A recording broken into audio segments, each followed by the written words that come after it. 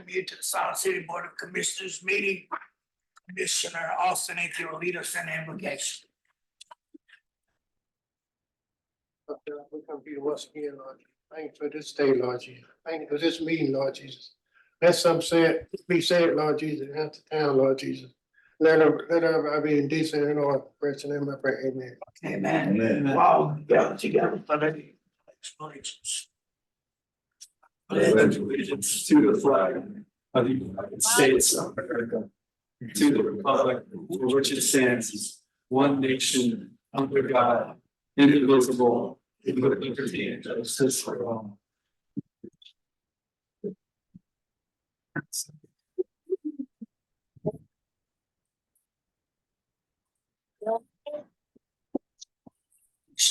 If you will read the mission statement. To advance a framework for our success through balanced governance, dynamic partnerships, and an engaged community. Commissioner Hauser, if you will read. Vision statement: Siler City is a safe, prosperous, and vibrant community where diversity, innovation, and education drive success in a globally competitive society. Thank you. Are there any adjustments to the agenda? Yes, Mayor, staff recommends adding a closed section under subsection A6 at the end of the meeting. Motion to pass the agenda, the modified agenda, I'm sorry. Second. It's been moving properly second. Any questions or concerns? All in favor, signify by a vote of aye. All that opposed have the same right. Any changes or concerns about the consent agenda? I have a question about the staff phone callback policy. I would like to possibly move it to new business. Okay. You need a second, Rena? Yeah. I'll say it. I didn't know you made a motion. I didn't say It's been moved probably second that we move an item from the consent agenda to new business. And it's been moved and properly second. All in favor by voting sign of aye. All please, opposed have the same right.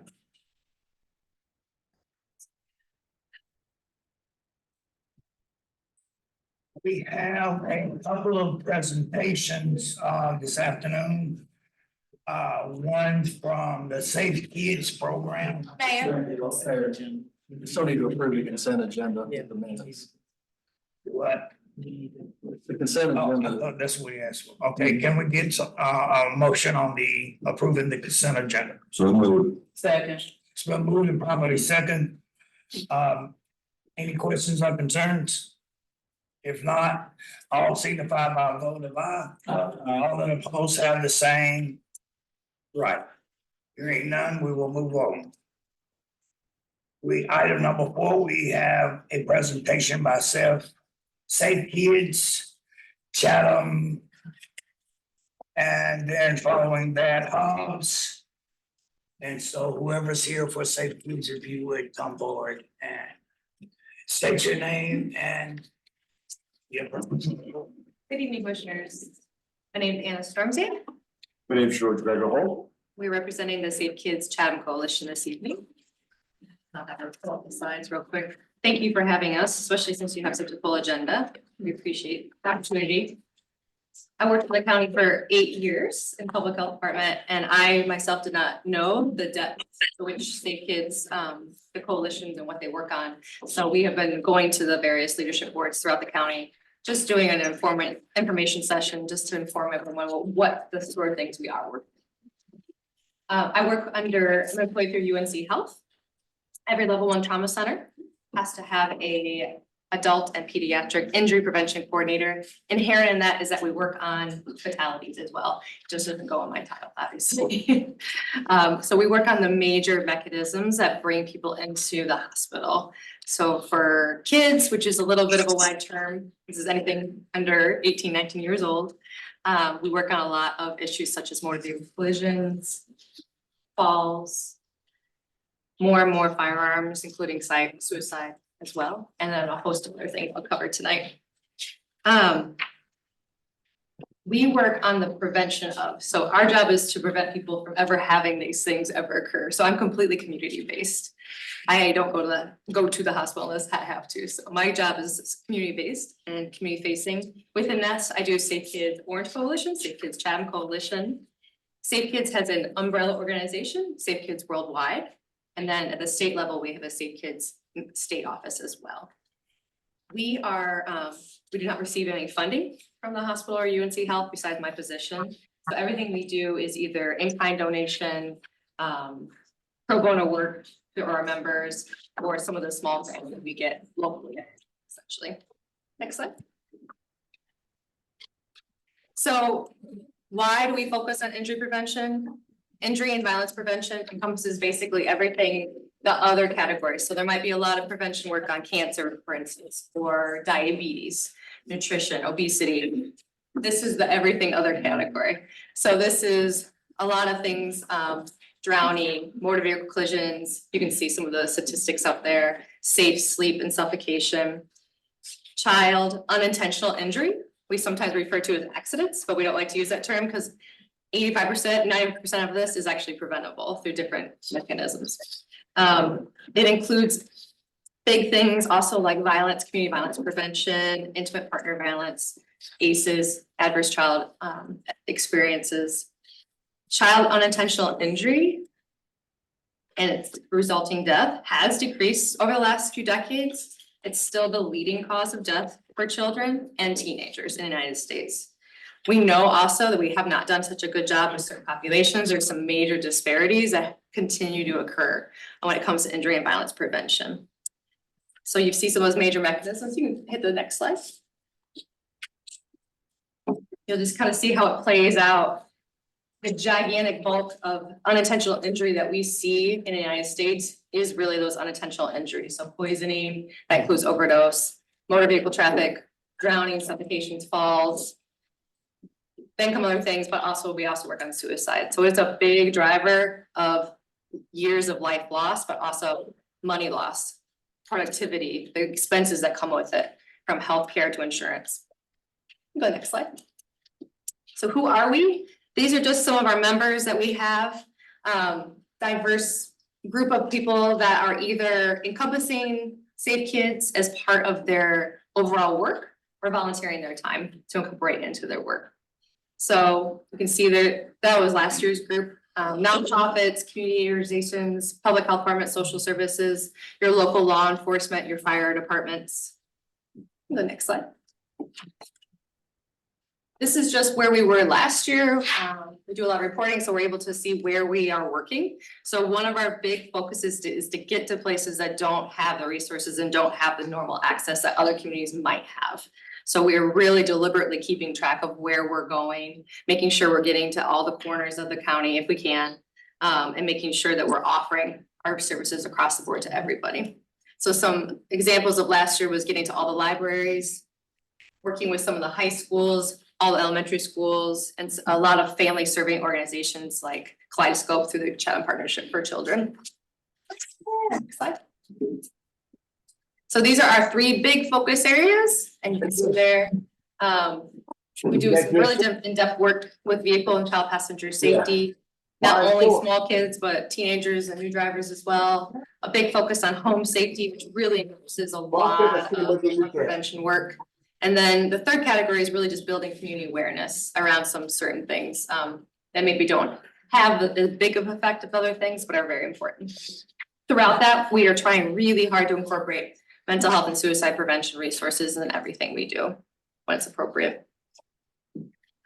Next slide. So people are probably familiar, and if I say this, Safe Kids is known for being the car seat people. That's half the reason we wanted to do this, is that we do a lot more than just car seats. But that is something we do. So we have a really, really great trained professionals that is part of their job throughout Chatham County. This is Public Health Department staff, Alicia Doran, Ingrid Castro, and Nelly Benitez, Siler City Community Clinic here. Public Health Department, they're child passenger safety technicians. Oh. So we know motor vehicle collisions are still a big driver, the second leading cause of injury that brings people to the hospital in Chapel Hill. We know when we look at data, about 30% of our pediatric trauma patients weren't properly restrained in their car seat, and another third had nothing at all. So this is a big push across all Safe Kids, but across the state and within Chatham. And within that, we have a diversion program. So anybody that maybe is found in violation of a child passenger safety law, instead of going through the normal court process, can divert, only pay $25 and then have a 1 hour virtual monthly class with us. So this is Safe Kids Chatham and Orange, we offer this. We had 37 participants last year in that program, so it also helps offset costs, but it is a moment of education for the caregiver. I'm gonna tell you what. Kaylee Pacheco, am I saying her name right? She has volunteered with the Siler City Police Department to help with Spanish interpretation. So we're very grateful for her doing that. Back on 40, come home. Extra community child passenger awareness and clinics throughout the community. Last year, we did 5 of those across the county. We support the permanent checking stations in Chatham County. So this is North Chatham Fire, Moncure, Chatham Partnership for Children in Pittsburgh, and Public Health Department here in Siler City are what is referred to as permanent checking spots. So anyone can go there and make an appointment to have a free car seat check by a trained technician. We support our technicians, so we have probably around 50, I would say, throughout the county. Some are affiliated with Safe Kids, some aren't. We try to support all of them with the needed training requirements they have to go through. We try really hard to reach out to those organizations and those areas where there are none and try to get them trained. And so there's more resources already in the community. And then we support things like Saturday seat checks. These happen usually in the fall, where we do a big push to have a free car seat check on Saturdays. Next slide. Sorry, I had to meet someone. That's okay. The biggest program that we do within child passenger safety is our community car seat program.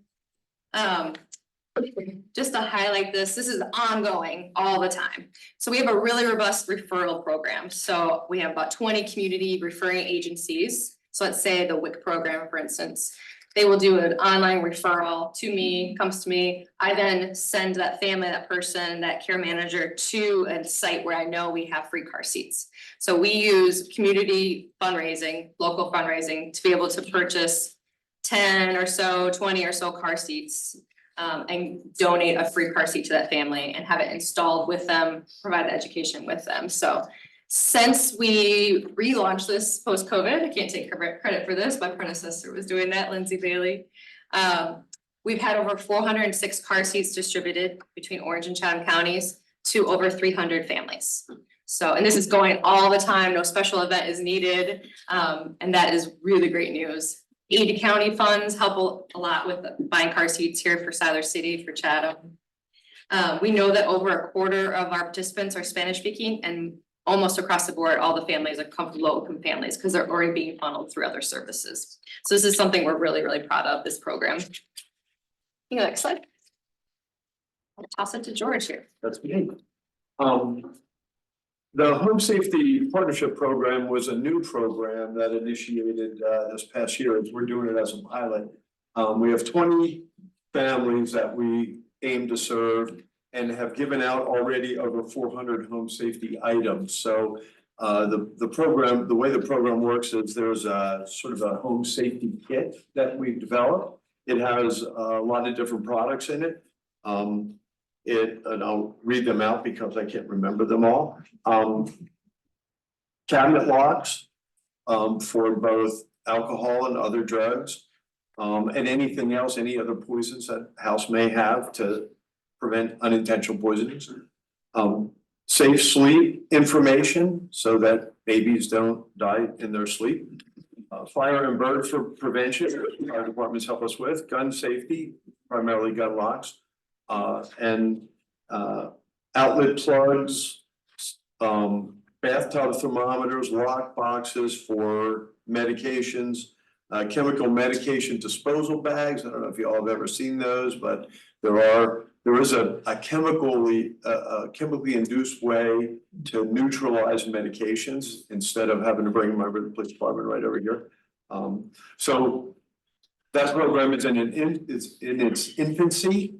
It's hopefully going to expand. All the items have been donated or purchased by partnering agencies. And then some of the items we bought with Safe Kids funds, the little bit of money that we have. Next slide, please. And then we talked, Anna already talked a little bit about firearm safety and suicide prevention. Also a relatively new initiative for the coalition. I've been involved with this coalition since the very beginning, so I don't know who knows when that was, because I'm an old man now and I forget. But it's been 15+ years. I'm out 10 years already, so that's that. So, but anyway, we know that access to firearms is a real risk factor if a person is having a mental health crisis in the home. So our goal is to get people who have firearms in their homes to know about safe storage, know about the laws regarding firearms in the home, and then to have access to gun safety locks. There are 6 places in the county where folks can get gun safety locks. Let's see, where the Public Health Department, Department of Social Services, the school district, Pittsburgh Police Department, Siler City Police Department, and Chatham County Sheriff's Office. So and then we also take gun locks out to different kinds of activities and events that we go to. And then next slide, please. And then there's I don't know who that guy is standing there, but he's kind of a scary looking. Look, if anybody drove up and saw that guy standing there, they'd be afraid to give him medication. So that's what I do. So we in Safe Kids, we overlap with Chatham Drug Free, which as many of you know, I'm also involved with. And so we do Operation Medicine Drop. We have a tremendously successful partnership with recycling, solid waste and recycling. And 3 times a year, they hold medicine take backs at the household hazardous waste events. So Sheriff's Office comes, they were right next to us. We cut them out of the picture though. But they always have to be there to take the medication, or any law enforcement actually take the medications, because most of the time they're over the counter or fairly benign prescription, but occasionally we'll get controlled substances, so they have to take custody of the controlled substances. We also support the permanent drop boxes. There are several in the county now, and I think Angelina still takes medications at Siler City Pharmacy. So we support them as well. And then we provide lock boxes and those chemical disposal bags we talked about through our partnership with Insight Human Services. So we try to make it as easy as we can for people to dispose safely medications that they have laying around their house.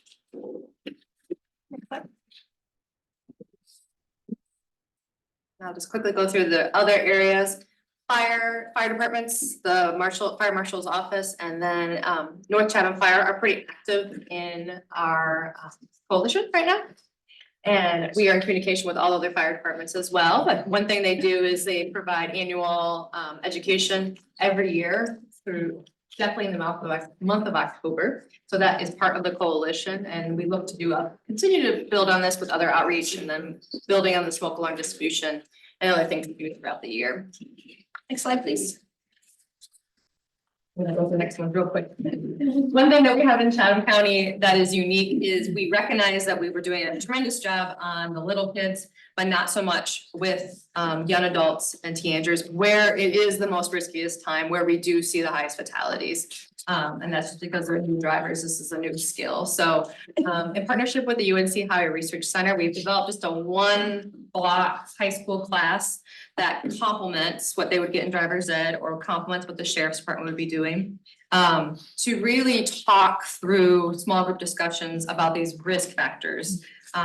And so we've launched it. We've done about 322 high school students between the two counties, the bulk being JM students, because I have those relationships already. I have been teaching high school stuff for a long time, and this is the first time the results were incredibly favorable.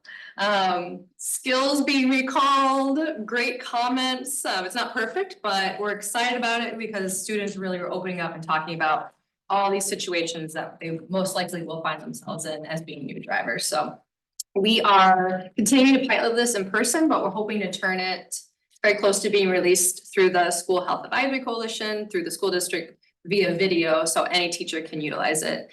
So we can be where we need to be, because I can't be in every classroom, obviously. So that's something we're very proud of and excited about moving forward, because it was definitely a gap we did not have before. And then we do, next slide. We do have some other experts that cover areas like water safety, with Jordan Lake being in our county. We partner a lot with the U.S. Army Corps of Engineers. They are part of our coalition and provide direct on the site summertime water safety information at Jordan Lake at identified spots. Safe Kids throughout the years has supplemented the free life jackets that hang there that anyone can use. So that's actually some Safe Kids money that goes into making sure that those life jackets are available. We are increasingly partnering with some organizations and looking across the county about ways that we can increase access to swim and water safety classes in Chatham County. Because as far as we know, there really is not much, if anything, out there, especially publicly, or at least affordable. So we know there's no real magic we can do real quickly until we get more pools. YMCA builds their pool and such, but that is something that we've been leaning into this year and really reaching out to everybody to say, when this happens, how can we make sure that all students have access? And modeling some things that Orange County already has. Can I ask a question? Yeah. You're talking about, making sure that all students are prepared. I taught high school in Georgia, knows, but for a long time, and it's just unbelievable how many students do not know how to swim. You would ask them and they don't know how. I know that at one time, certain colleges, had a requirement that you had to take a swim test or take a swim class to graduate. And I know we're not there yet, but is there any way that we can work with the high schools to make sure that each child, once we get, facilities, has access to a class? I know when my youngest son graduated, they didn't help me. They had to be able to pass CPR test, is that correct? Certification. Still correct, Yeah, yeah. still with it. Yes. So this would be something else, Exactly. that we could tag on. You've got to As be able soon as to- we, it's the pool access as they're like. Right, Yeah. and I understand Yeah. that, but y'all thought about that. Mhm. When we start getting more, and anyone wants to reach out to me too to continue this conversation. The more we can work to have the pools open, to have swim lessons and work that out. It's very complicated with lifeguards and coaches and such. The better. Well, Yeah. are there grants available that could come in? Seems to and be help give us build the facilities and That I do not know about the actual facilities, but but that's something to think about, because I know. The funding of the people to teach the classes that are out there, the funding to like provide for the actual class are out there, but like the actual physical pool, that I'm not aware of. Probably talk with Parks and Rec. That would be interesting to look at, see if you can find someone that's We do have, knowledgeable about grants. we do know, obviously we'll have the YMCA, it's not gonna be on this side of the county, but the YMCA is part of our coalition, and they're very interested in this, and YMCA does have programs that make it more accessible. So that's something that we all have on our radar. It'll be a slow rollout, obviously, as they get their staff and everything. Yeah, but that's really the elephant in the room. Great idea. Yeah, it's really necessary. Drownings is not off the table. It is definitely very relevant. We see it more in the adult side, but that's somebody who didn't learn when they were younger. Yeah. In high school, they're still not too late to learn. No, definitely not. Yeah. Yeah. And there's definitely some examples. Orange County has a Swim for Charlie program where all second graders go to the sportsplex. They have the pool for free. And they get free 2 weeks of swim lessons as part of their actual curriculum. So, and the busing and everything. So those are things that are out there. It's just the actual structure. We went around in a circle with them. So yeah, but definitely on our horizon. The very last category, we have a lot of experts in the bike and pedestrian safety world. So this is a lot, our law enforcement is very active in being able to provide safety, bike rodeo education. We have bike helmets as part of our coalition. And we partner a lot with Safe Routes to School. We have a new coordinator for Chatham County that is working with us. So this is something that we are very interested in as well. And the last thing, if you have ever seen this display, you can go to the next slide. If you've ever seen the hot car display, you have actually seen Safe Kids in Work. This is Matt Engel, who's executive committee member for Chatham Fire. This was us last year in the North Chatham Walmart. But this is something we are required to do at least once or twice a year just to illustrate how hot inside of a car gets. This is year round too. We chose the hottest day of the year to do this, but if you've seen that around, that is awesome. That is a Safe Kids initiative as well. So I will leave you all with, we have lots of resources that are in your packet, including our Facebook pages. And my information as well. I would love anyone wants to reach out to continue conversations. We cover a lot of areas, so if we want to go more in depth on any of those, we'd be happy to do that. So, any questions?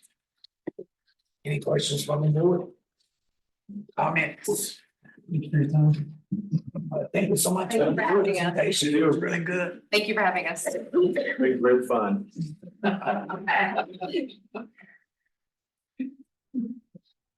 Do we have the representatives from HAUSER, sir?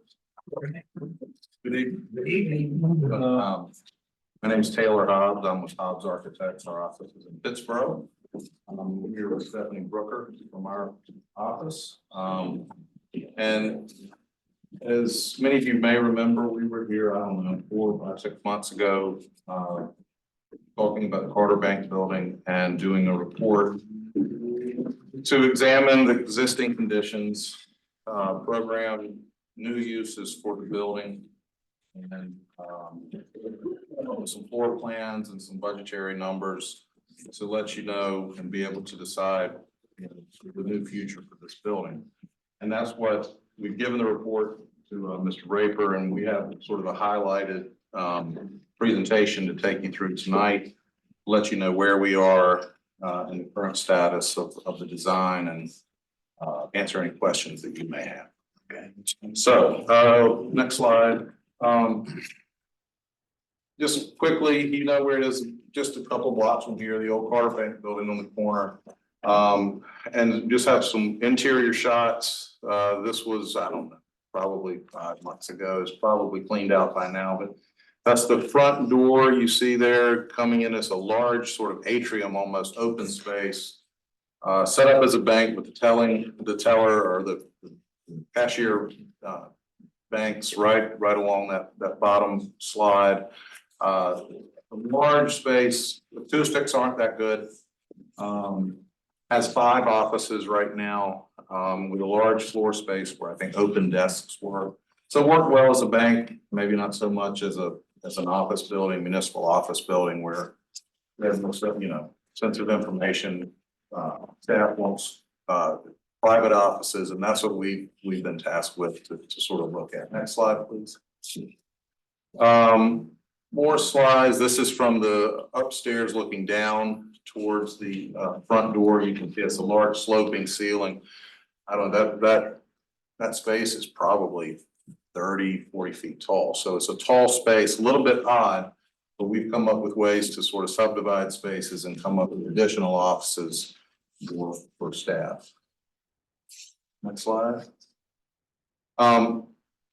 These are some demolition plans. Like I said, the areas in red are what we're calling for to be removed and to make way for new spaces. The cashier's desk would be removed. You have on the first floor, which is on the left, the current restrooms are not ADA accessible, so those would be renovated to become accessible restrooms for staff and public.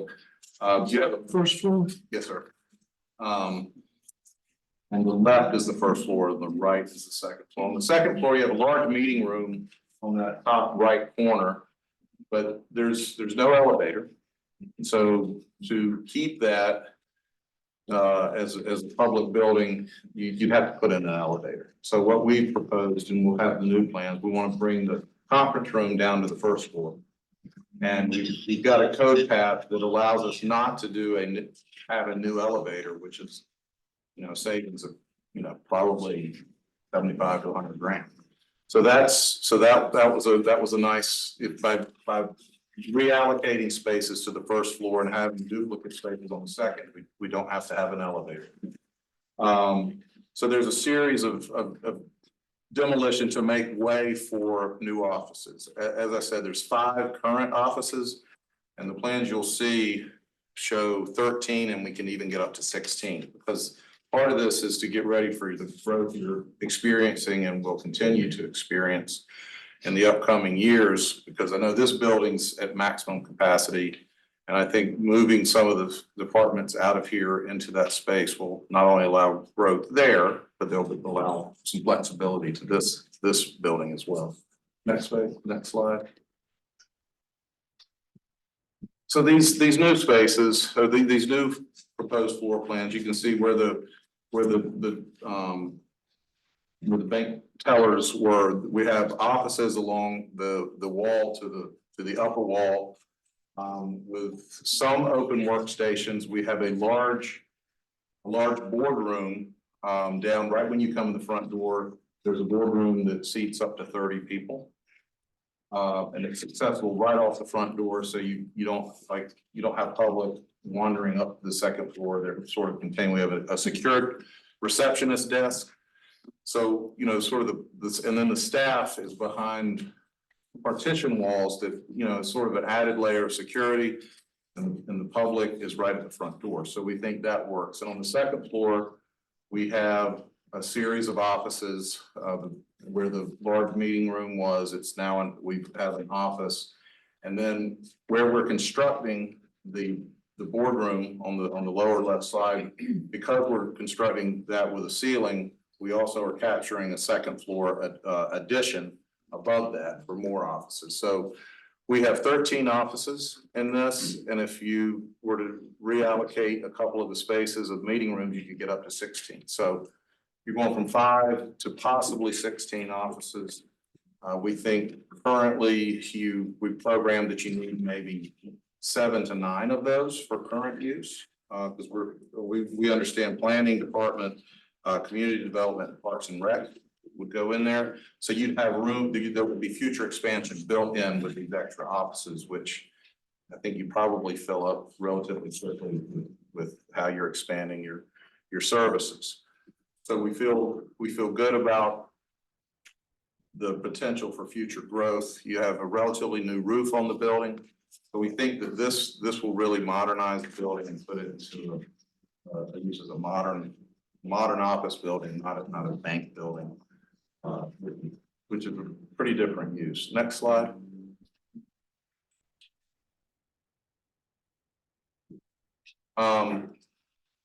So the proposed renovation work includes, we're going to keep the exterior walls and roof and the existing entrance. We have selective demolition of interior partitions, doors, and ceilings. There is an abatement project. The town hired a testing agency. There's some indoor air quality issues where some of the materials need to be removed. So the existing ductwork would be removed, and we put new back. New ceilings with new lighting. Those new ceilings, there'll be acoustical drop ceilings, so the acoustics in there will be much better. New plumbing fixtures, finish upgrades, and modifications to the HVAC plumbing and electrical systems. So there's quite an overhaul of the building for its new use. Next slide, please. Some quick renderings. This is the corner view where the public staff. There's an entrance in the back where the staff may enter, but this is the main entrance. Next slide. I'll go through these quickly. This is from the courtyard. You can see on the left that would be the new meeting room, boardroom. However, it's used. I'm sure it'd be a shared space, but you can see it's right off the entrance. We think that's good for security and sort of maintaining, who's coming in and out of the building. There's a break room behind that, a staff break room that could serve I think there's 3 or 4 tables in there for staff. Next slide. This coming in the front door, you can see to the right, that will be the secure check-in receptionist. That door to your left is going into the boardroom. You see the sort of teal area on the lower. Behind that is our open workstations and the balcony above. All these would be new finishes. Next slide, please. Sort of hard to capture with the space, but this is from that second floor balcony that's existing. Looking down to the new boardroom, you're looking down to those open workstations and to the receptionist on the lower part of the slide. But and that's the front door you're looking at, that black, and you see those 2 doors. But really rearranging the space to capture as many staff offices as possible. Next slide. Nice, new boardroom, all of the modern AV amenities. We think this can seat up to 30 people for a public meeting like this. We could have movable tables and chairs for different room setups. The break room is adjacent to that. That could, events were catered. You could use the break room in conjunction with this. So a flexible space, but you're looking at that window with the tree outside that's looking out to the front courtyard. So this would be a really nice new meeting space, not only for staff, but for the public. Next slide. One more view from above, looking down towards the front door. Next slide. Like I said, there's an abatement and remediation portion to this, which I think there's a lot of the jet board in there being taken out, the ducts, and as positive innovation. But that's this was something that the town commission, and we've just followed the recommendations of that. Next slide. For budget, we had a professional cost estimator that we worked with for 10 years, who does hard bid projects all the time. And the estimate, there were no remediation required. The estimate for the work would be about 1.3. But with the remediation, because what you're taking out is the estimate was a little over 200,000 for the remediation, but then with the materials you have to put back, you add another 400,000. So it's about a delta of around 600,000.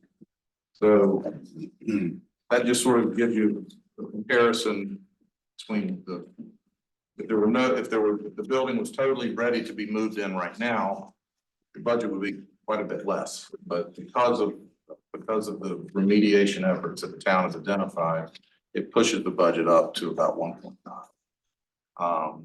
And we feel confident with those numbers in this market today. Construction prices are up. And I don't know if they're continuing to go up, but we're seeing them a little bit level out, but the things are expensive right now.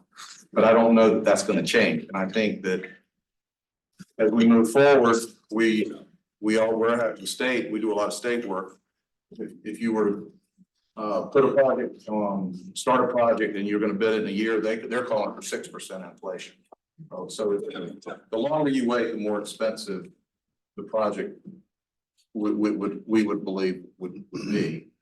So that's just the bidding market is it's a challenge right now, but there's a reality to construction prices. Next slide, please. And that is a brief overview. We have a full report that Mr. Raper has that gets into more detail, but that's a high level review of where we are and work that we've done with the staff and programming and looking at how to maximize that to get you prepared for the growth. With that, I'm happy to entertain any questions you may have. Well, I think there's several questions because I think that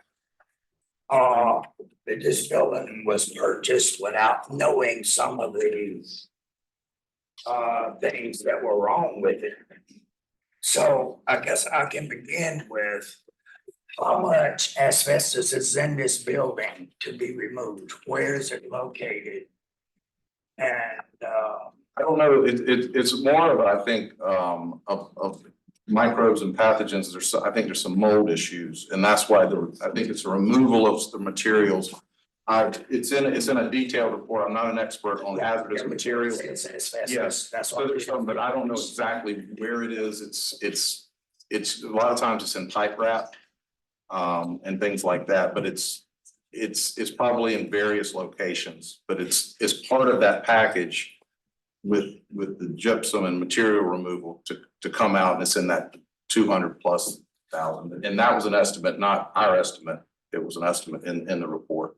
I thought you gave a figure of 600,000. It was, but you have to put, once you take those materials out, you gotta put back. Yeah, but still it costs 600,000 for that. So the total renovate that. Plus or minus, yes, sir. Yeah. Yes, sir. Yes, sir. So the abatement of the mold would also include the abatement of the asbestos? That is the abatement package, yes, sir. Okay, so Mr. Mayor, the asbestos is in the floor, mastic. That's the adhesive that's used to attach the tiles to the floor. And it could be in the vinyl composite tiles themselves too. But more than likely, we had this issue in our house. More than likely, it's just in the mastic. So what I've been told is sometimes you can floor over existing old flooring. You don't have to necessarily abate. So that could potentially be an option too. So that would be a safe house. It could be, Which, yeah, because the vinyl composite tile is really thin, so typically you can they put a ceramic tile in the bathroom, I believe, so I mean, you just have a threshold, it might be just a hair high or something. It is a possibility though. And the contractor said we could just floor plywood. Right, if you don't disturb it and make anything airborne, you typically can go, but if you're going back, depends on what you're going back with. If you have to remove it, but we could pick a material where we go over it with it. Is there any issue with the asbestos possibly being in the HVAC system? In the HVAC system, I Picked up and circulated. If it was disturbed, if it was disturbed, I mean, maybe, I would say probably not, but I don't know. but you did say there was some other passengers in there that when you did the air quality control study. That was in the report. That was not our report. That was the town's report. But yes, it says there was some microbes on wall surfaces and in ductwork, but that's more of a. Yes, sir. So if you had mentioned that the restrooms had to be ADA, Yes, ma'am. so therefore would not the tile end up being disturbed? Since you have to do the renovations in the bathroom. If it's in that location, I'm not exactly positive that it's in that location, but I yes. think that's what they said in Yeah, the report. well, if it's in the bathrooms, we would, because those floors would be torn up, yes. Yeah, and I can kind of speak Yeah. to that just a little Yeah. bit. Excuse me, thank you. So the asbestos was identified in the mastic of the toilet rooms, which we are renovating, so we've been directed to address that through abatement by removal. And then the other area where it's located is on the second floor in that electrical room closet, which we think as they're abating the asbestos down on the first floor, that they would just do that on the second floor as well. But the majority of the remediation work, the bulk of that expense is in addressing the indoor air quality results and the microbes and the pathogens that were found on surfaces throughout the building and within the ductwork. Who bears the responsibility if the asbestos is spilled while it transfers from the construction site to the where it ultimately goes like a landfill? Is the town liable for any damages in that regard, or does that fall in the general I would, contract? that's a legal question. My assumption would be, it would be the general contractor's responsibility. It's in their care. Yes, sir. We need to look into that because I know with asbestos, it has some serious legal bindings, even with the owner. Yeah, you have a contract for removal with a specialist. The final question for me is, how much would this have devalued this building, knowing this ahead of time prior to purchase? I'm not, I can't, I don't know. Correct. Did you say it would have devalued the building, the purchase price? Because this is a lot of work that you gotta go back in and do. And if you knew that, you could have made a conscious decision one way or the other about whether or not to even invest in this.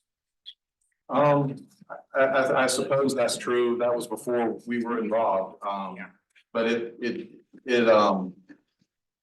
you know, for new uses in this building, it's a reality that needs to be addressed, however it happens. And, you know, whoever, if the town has it, somebody, whoever owns it, that just needs to be addressed, because it's a major building, contributing building to your downtown. And it's, that's what's needed to put it into for a new use. Yes, sir. And I noticed, you had mentioned the ductwork and everything. Also in the presentation, it said something about renovation of the HVAC. Yeah, we have, there's an engineer, we have an engineer on board, there've been new systems and new and partially renovated. We could reuse hopefully some of the equipment, but certainly new ducts. There's an engineer who has looked at this and has been to the building, a plumbing and electrical engineer. Yeah, you guys seem to think that a new split system would have to be used for the conference room. The existing 10-ton unit could not be utilized, is what, like it said in the synopsis, so That was the engineers. that was the engineer's comment? Yes, sir. Okay. Any other questions or concerns? So what's the next move? At some point, I would assume we would make a decision on what we're going to do. I can safely say. Yeah, exactly, that it won't be tonight. I'm gonna have to discuss, Look at our options. look at options, and perhaps this is an issue we can take up during one of our budget workshops.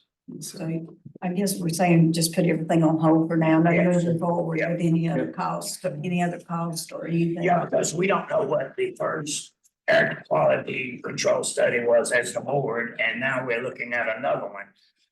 So I'd hate to keep spending money on a building that we may or may not use. Yeah, I'd like to just hold everything where it is.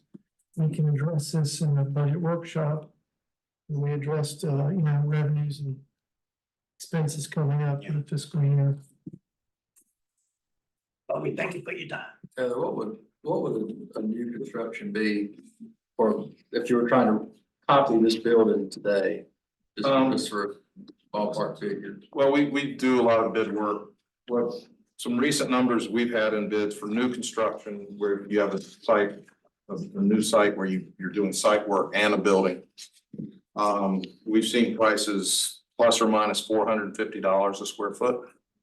And the numbers that we've provided tonight, if there was no remediation needed, it'd be $238 a square foot. There is remediation needed, so with the remediation, it puts it up to $346 a square foot, which is still plus or minus $100 less than a new build per square foot. So it's it just depends on how you look at those numbers, but it's certainly cheaper than a new building.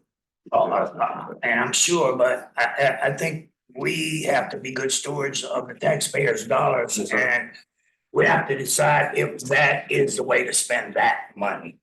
Because we have other needs.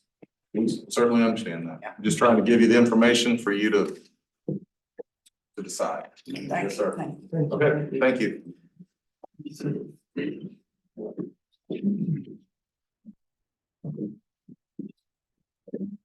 It is. Yeah. Yeah.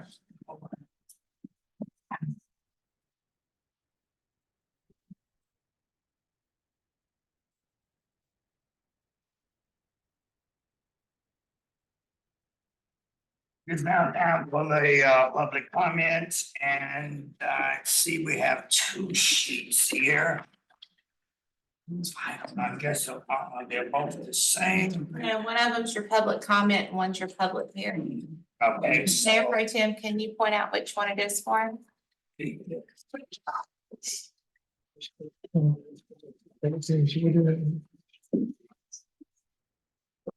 first up, we will have Mr. Lee Lambert, if you would come state your name and address. Yes, sir. May the three of us come up together and we have no slides.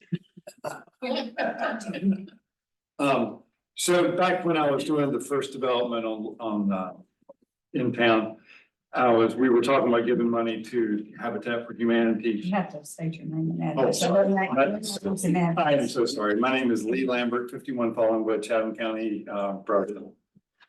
I'm Anna Toole. My address is 212 Prince Street, Harbor, North Carolina. Public comment, you can't do a group public comment, it's 3 minutes for each person, so you'll each do it separate, okay? Sorry. So when I was doing the first donation to Habitat Humanity, Ms. Boone asked me, what could we do for teachers? And I told her that as soon as I could, we would come back and do something for teachers.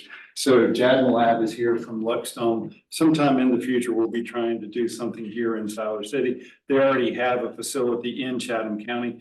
And we will be making a $10,000 donation to Habitat for Humanity for education people from Siler City. And this will work in conjunction with a project that Habitat for Humanity is already doing.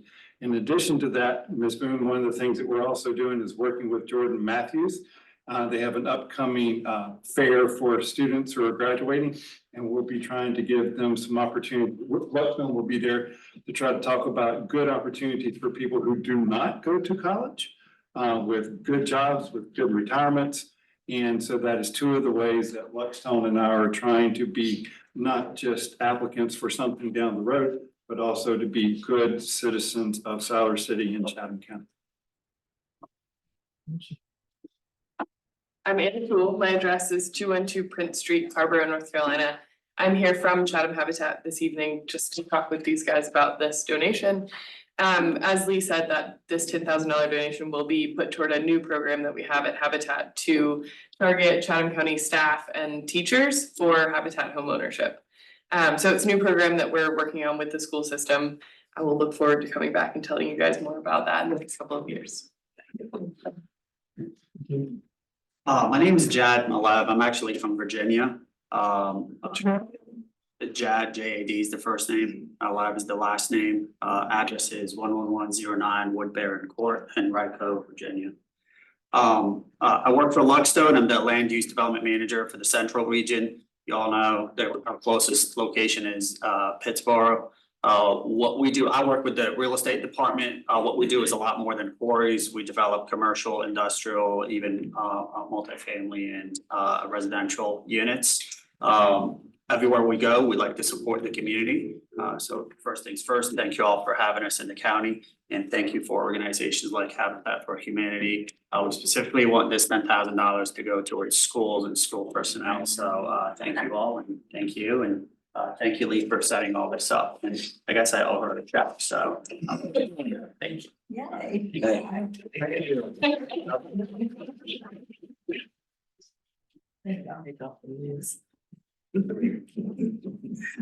Ms. Stella McSwain, if you come forward and state your name and address. Hi, my name is Stella McSwain. I'm at 124 Jordan Road, Siler City. I come tonight because of the water bill out there in the county.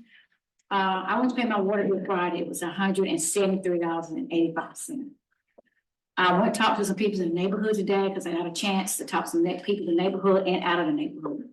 I just really want to know, how is they monitoring sewage? Just for example, I got my water bill from January of last year to now. Well, my water bill, for example, if I use $2,700 water, that's what they charge me for my sewage bill, $2,700. Well, the lady told me today, she said that we have a basic rate, we went up to $92.50, and in city it's $42.65. And we just want answers why our water bill keep on going up. I only have me and my husband. I have an older lady down the street, her water bill is $150 this month. And it's just her by herself, and she don't, we just want to know why this water keeps going up like this.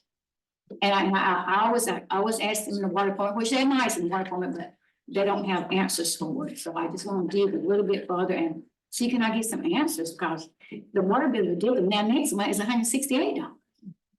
And most of the time, my husband's real sick. Every month, we're not at home for 12 days because he's in the hospital. And I still got a high water bill. And this is ridiculous. Like 3,000, I'm not using no 3,000 of sewage. There's no way. I mean, I got a copy of it. There's no way I'm using, I don't even use 2,700. Not no sewage. I just want to know, how do they tell me we're using this much sewage? Maybe the water fine, but sewage, it should match my water every time. Because when I wash my dishes, I'm not flushing my cooler. So that's, I just want, maybe I can get some answers or something, because it's getting ridiculous out there. I mean, I know we're out of county, but we paid our water bill in Pittsburgh. Our water bill wasn't nothing like this, which I know it's been years ago, but it wasn't nothing like this, and it's getting ridiculous for us older people out there. We have older people out here in the county. And it's not fair, because inside the city, I understand water bill is not that high. So, I mean, why is ours so high? And we stay in smart, we stay in rich houses and stuff like that. I just want to know why. I mean, I hope y'all can get some answers for us. I mean. What's your phone number, man? 919-214-2336. And I had checked for leakage at my house from the where they checked the meter at. They came out and checked it. I did it twice last year. Even I had a plumber to come out. I don't have a leak out there. How do you think you could research and get back to her this week? We can have a conversation. Thank y'all so much. How old are you, man? I am 62 years old. Are you on fixed income, Social Security? Me and my husband is really sick. He has cancer, small cell lung cancer, and some testicular in his body. And this is crazy. Yeah. We've heard a lot of the same issue that you have, not only in the county, but mainly in town. Yeah. Every day I hear it, and honestly, we are going to look at that. It's got to be some kind of solution. Okay, thanks a lot. Thank you, ma'am. And I do want people to understand that we are looking. Okay. We're looking hard at ways to help people out with this water bill, because believe it or not, we pay one too. And I'm not all that happy with what I pay, and I know some of you aren't either. And so I spend some nights looking for different solutions, and there are some solutions, hopefully, that we can implement, and we're currently looking at those. So all I can say is hopefully help's on the way. Thanks.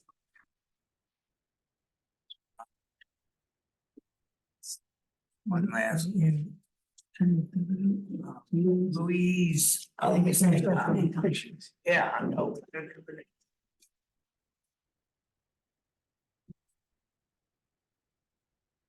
This is an old subject, but it doesn't get any better. I'm talking about the over Jordan Matthews High School. Sorry, Miss Louise, would you state your name and address? Louise Adcock, 316 White Oak Drive, Siler City. I went through Jack Meadows gave me this program or these works that's been done. And out of all of this that was proposed, I think they do two things that's in this agenda here. But Jordan Matthews High School is a nuisance to the town. They don't control the speed.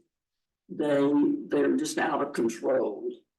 And this is from the White Oak Drive, Central Avenue area, where they have no regard for human life, it seems. But it just seems we have nobody that wants to be in control of the students. Is that at release or in the morning or both? Is that at school release and both? It's both, but more in the afternoons, I would think. But their speeding is like there was a contractor Friday putting up new poles at the entrance to Jordan Matthews. It just happened that I heard the car when it was by. It had to be doing at least 50 or 60 miles an hour. And we've got that median in the road, and then the streets are just a little bit narrow. And people working in the work zone, they just don't comprehend anything, it seems like. And I've been on the phone with the county people, the school system, talk to everybody, and it just seems like, you know, we don't know how to drive, we don't know how to respect other people's properties, we turn around in the middle of the road, we turn around in people's drives. It's just a disaster, and I'm not just myself, it's for all the neighbors down there. Louise, do you ever see the SRO officer out directing traffic? They told me they weren't supposed to, or students weren't supposed to direct traffic. No, I think they used to have the principal, she would direct traffic in the afternoons, but now there's nobody. Nobody. Most of, you know, they walk across the street, they walk across your yards. They just, they park in front of your drive, you can't get out. If you're going too bad fire trucks down there today. Louise, these have MSR out there directing traffic, are they, I guess they're not there anymore. Is there anybody there in the morning helping them? I don't think so, but it's not that bad. They pretty much go like they, you know, they know. It's in the afternoons and in the middle of the day, I think 11 o'clock, maybe a class change. And there's a lot of loud mufflers. There is no ordinance on the books. We have all these laws. You're not supposed to drive on your cell phone. You're not supposed to be speeding. You're not supposed to be doing this, but an ordinance or a law is not worth anything if you're not going to enforce it. I think the last SRO I saw out, Sergeant Darius. Now, how long has he been retired? About 5 or 6 years? He would always go out, Sergeant Darius.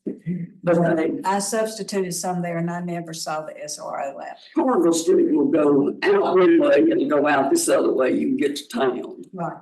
Cars come from the parking lot, do a U-turn to get going back another way, when one way will get you out, the other way will get you out, but they'll make a U-turn, they'll turn around in your drives. It doesn't make any sense what they do.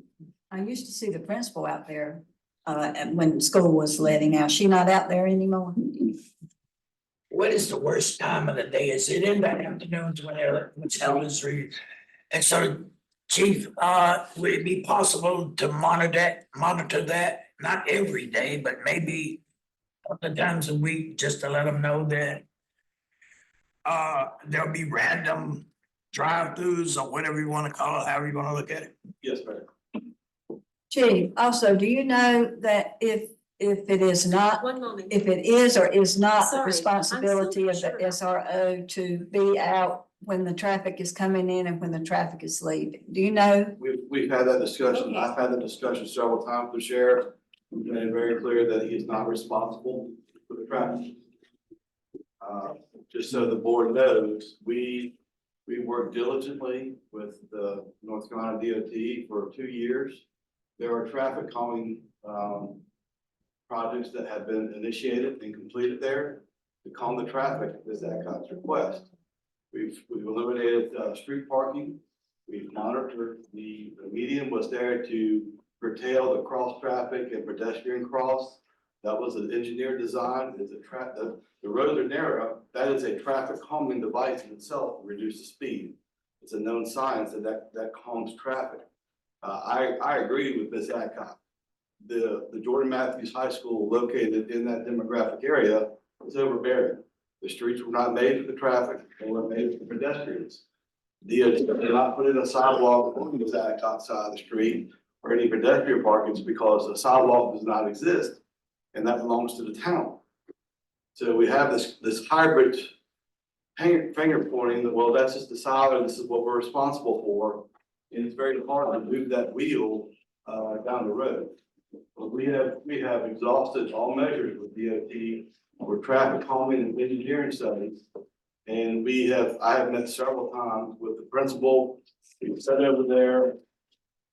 Because we've actually had towed cars recently because they just ignore parking in front of fire hydrants. And that was just 2 weeks ago. I monitor that often. But the problem is that we can't have a presence there. As Ms. Adcock had, I mean, she lives right across the street. She sees everything move on and on. And I wish I had the staff to do that, but I don't. But I don't disagree of the behavior of the students. I don't disagree with that at all. But we do monitor the traffic. We have worked, our whole traffic safety approach is enforcement, education, and engineering. We've covered all three bases. It's exhaustive to an exhaustive point. Chief, I have a question. I know in some counties, when it gets to be problematic, the DA's office in conjunction with local law enforcement will agree to have a no tolerance zone for a period of time. You think that's maybe something that could be done for a period of time out there in front of JM? Or what do you have any thoughts on that? Well, the thought process is it's a continuous education that someone has to commit to. We can't get a police department. I mean, there has to be something inside that school that holds the students accountable for their behavior, and there is none when it comes to traffic. And I think the no tolerance is exactly like Ms. Adcock mentioned. I mean, we developed a noise ordinance for mufflers partially because of George Matthews students. But the thing of it is, we can issue 3,000 summons for mufflers. And the judge could say convicted or not guilty, but we can't make them take the muffler off the car. Right. So if they're a sophomore and they're just started driving, they'll have that same muffler for 3 more years. There's nothing I can do about that. Then just keep writing tickets and see how it turns out. That's the whole deal. So we are, as Ms. Adcock referenced, we are sort of cuffed by our own laws and ordinances. But it's not that we have not had due diligence to address the concerns. I've had several conversations with Ms. Adcock, and I understand her level of frustration, and you probably recognize that mine is saying, but it's just not able, we're just not able to do that at the time. And as I've had this discussion with the captain and with SROs, traffic control is not their responsibility. Chief, we spoke a few years ago about speed tables. Is that still off the table as far as the chief of the fire department is concerned? We'll try and get people not put speed bumps on that public highway. That was On those side streets in her neighborhood near the school though? They wouldn't do that. Those are still city maintained road there. But it's just a daily response. I mean, you got school buses. I mean, there's a ton of issues with speed bumps. I don't think speed bumps would solve the solution over there. I mean, speed tables, the large long humps. I see those a lot in residential neighborhoods, and it really does make you slow down. I mean, you will fly through there if you go over that 56 miles an hour, like she was describing. Not a bump. I know bumps don't really curtail that behavior, but speed tables are described. Yeah, I'm not sure. Okay. So one thing to note is that has been bad traffic forever. We had different patterns, driving, drop off and pick up patterns, even when I was at JM. I directed traffic. It's always been there. And this is nothing new, it's just a different time. We also now have the Pittsburgh, well, it's the county work office is over where the old hosiery mill was. They were supposed to go out the other road.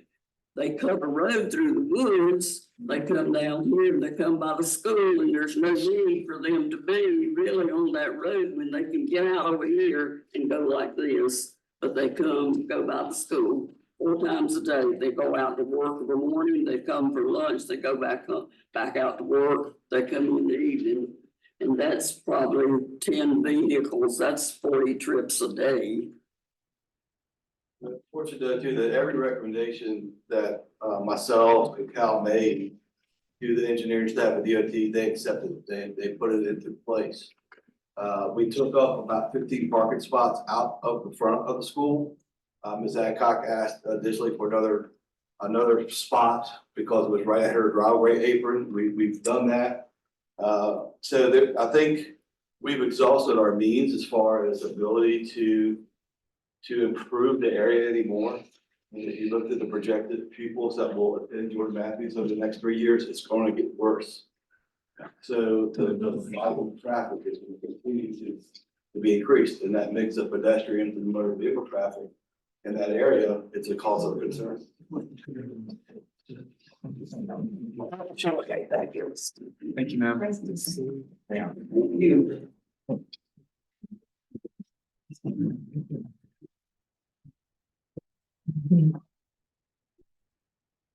Can I get a motion to close the public hearing? Well, we gotta open the public hearing. We got a motion to open the public hearing. Or you said that was, oh, that was public comment, I'm sorry. There's nobody outside, right? No, That's our public hearing. we have to close the public hearing. We're gonna open it. Oh, I mean, close the, public. Yeah, just. Can I get a motion to open the public hearing? Sorry. That moved it properly second. That we open the public hearing. All in favor of a sign, vote by a sign of aye. All opposed, have the same right. Motion carried.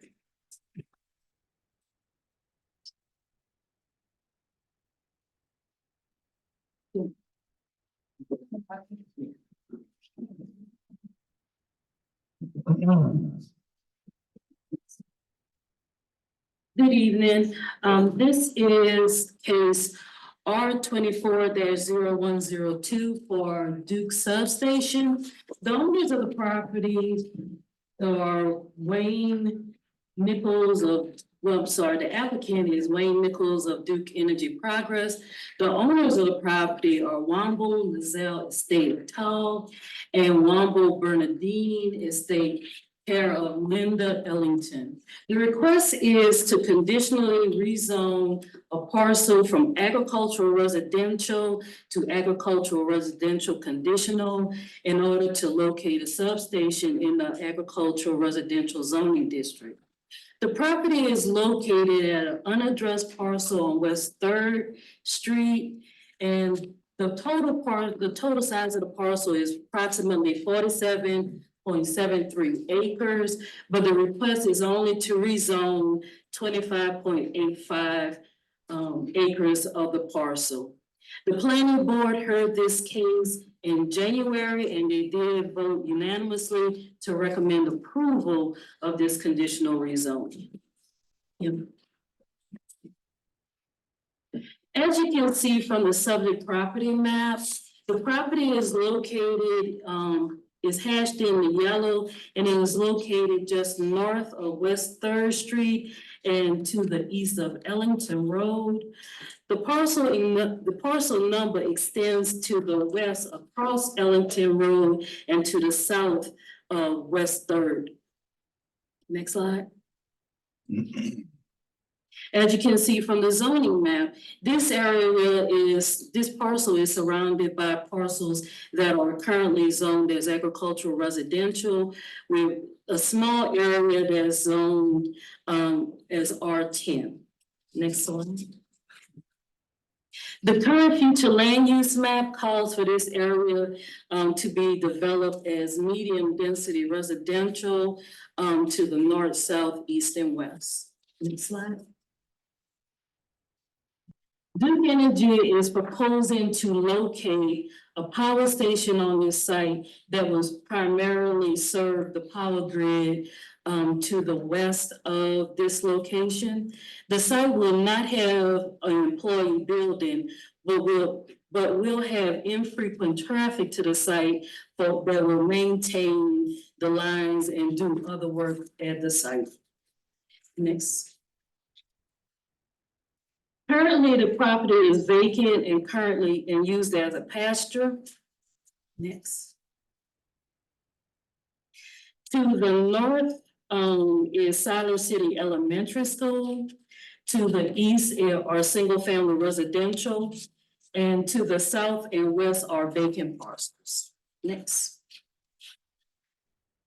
Your options tonight are to approve the rezoning to agricultural residential conditional as presented and find the rezoning as inconsistent with the Siler City plan, Siler City land use plan, but amend the land development plan to mixed use. Denial of the rezoning request as inconsistent with the surrounding area and the Siler City land development plan, or table the item to a date certain. That's staff's presentation. Are there any questions for staff at this time? I believe there should be some individuals to represent and talk about the application further. Will there be any vehicles parked at this after business hours where they come in and maybe get in a truck or a car, whatever? And That would probably be best be answered by the applicant. During the planning board meeting, they did not state that would happen. Mr. Mayor said that they would do it once a month maintenance. They needed a driveway to access it. They didn't really specify a time if it would be between this hour and that hour. It might be after 5, might not. Jennifer, Greg, you didn't have anyone speak against this, did you? We did have one individual speak in opposition, but that gentleman stated during his testimony, he was in opposition because he had wanted to purchase some of that property. So that was his opposition. It wasn't to the actual use, it was because he wanted a chance to have some of that property. Yes, because it was adjacent to his. Fence around it, or will be ready, There will be a fence and a gate surrounding the property. How close is it to Siler City Elementary? It is the very next parcel to it, but there, the way that.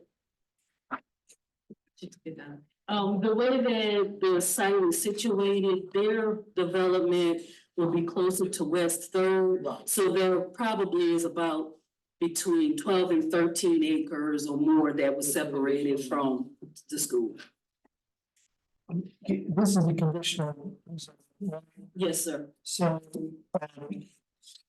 were there any conditions placed on the applicant by town? I'm not seeing any in the packet. No, the reason it's a conditional rezoning is because that use is, requires a conditional rezoning for it to be allowed in the charter permitted uses. There's no conditions No placed on conditions, that. yes.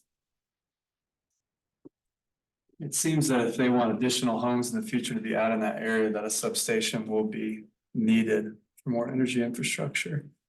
I also saw in the landscape and they're gonna plant evergreen trees around that Yes. to hide the fact that there's a substation there. It says that it will be maintained for a year. Do we get a choice of what kind of trees are planted around that substation? Is that something we can request?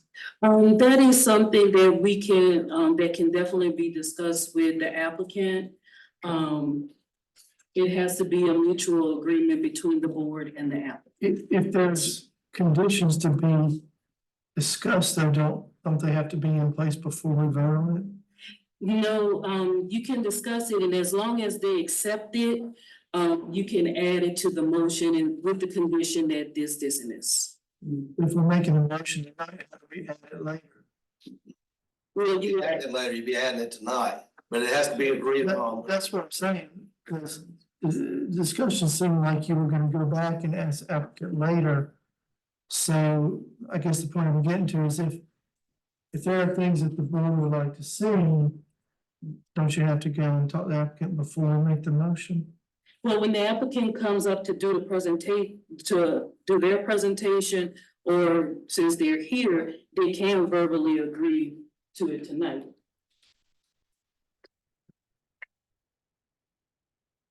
any other questions or concerns? Thank you. Thank you.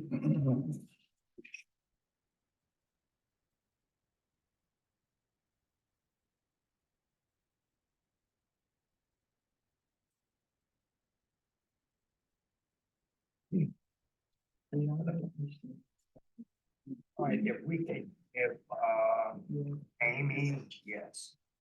Amy is CROUT. Thank you. Hi, good evening. My name is Amy Kraut. I'm an attorney at Smith Anderson. I'm representing Duke in this application. I have a short presentation and hopefully can answer some of the questions that you asked. Next slide. Duke is currently under contract to purchase this approximately 25.85 acres of the larger 47.73 acre tract. You can see it outlined in orange on your screen. I will note that we're requesting to rezone this to a conditional use, and there are 4 zoning conditions that were proposed and should be in your application packet. It's Exhibit C to the application.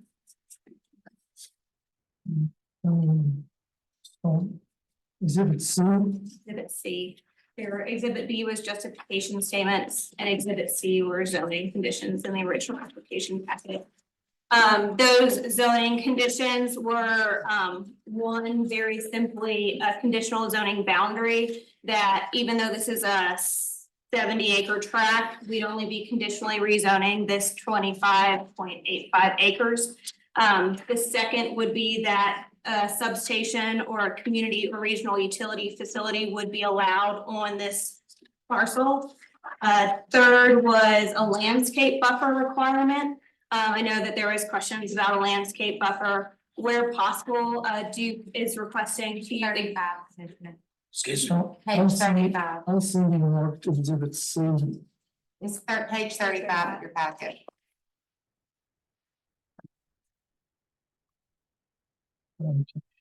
Okay, I'm sorry. Oh, no, thank you. You're welcome.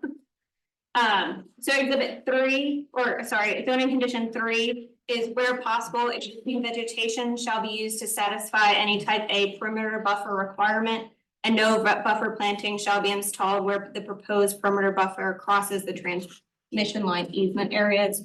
So you never have any trees or buffers or planting under a transmission line easement anyway. And as you can see, there's pretty substantial vegetation on the eastern side of the property. So we just want to maintain as much of the existing vegetation as possible to satisfy those buffer requirements.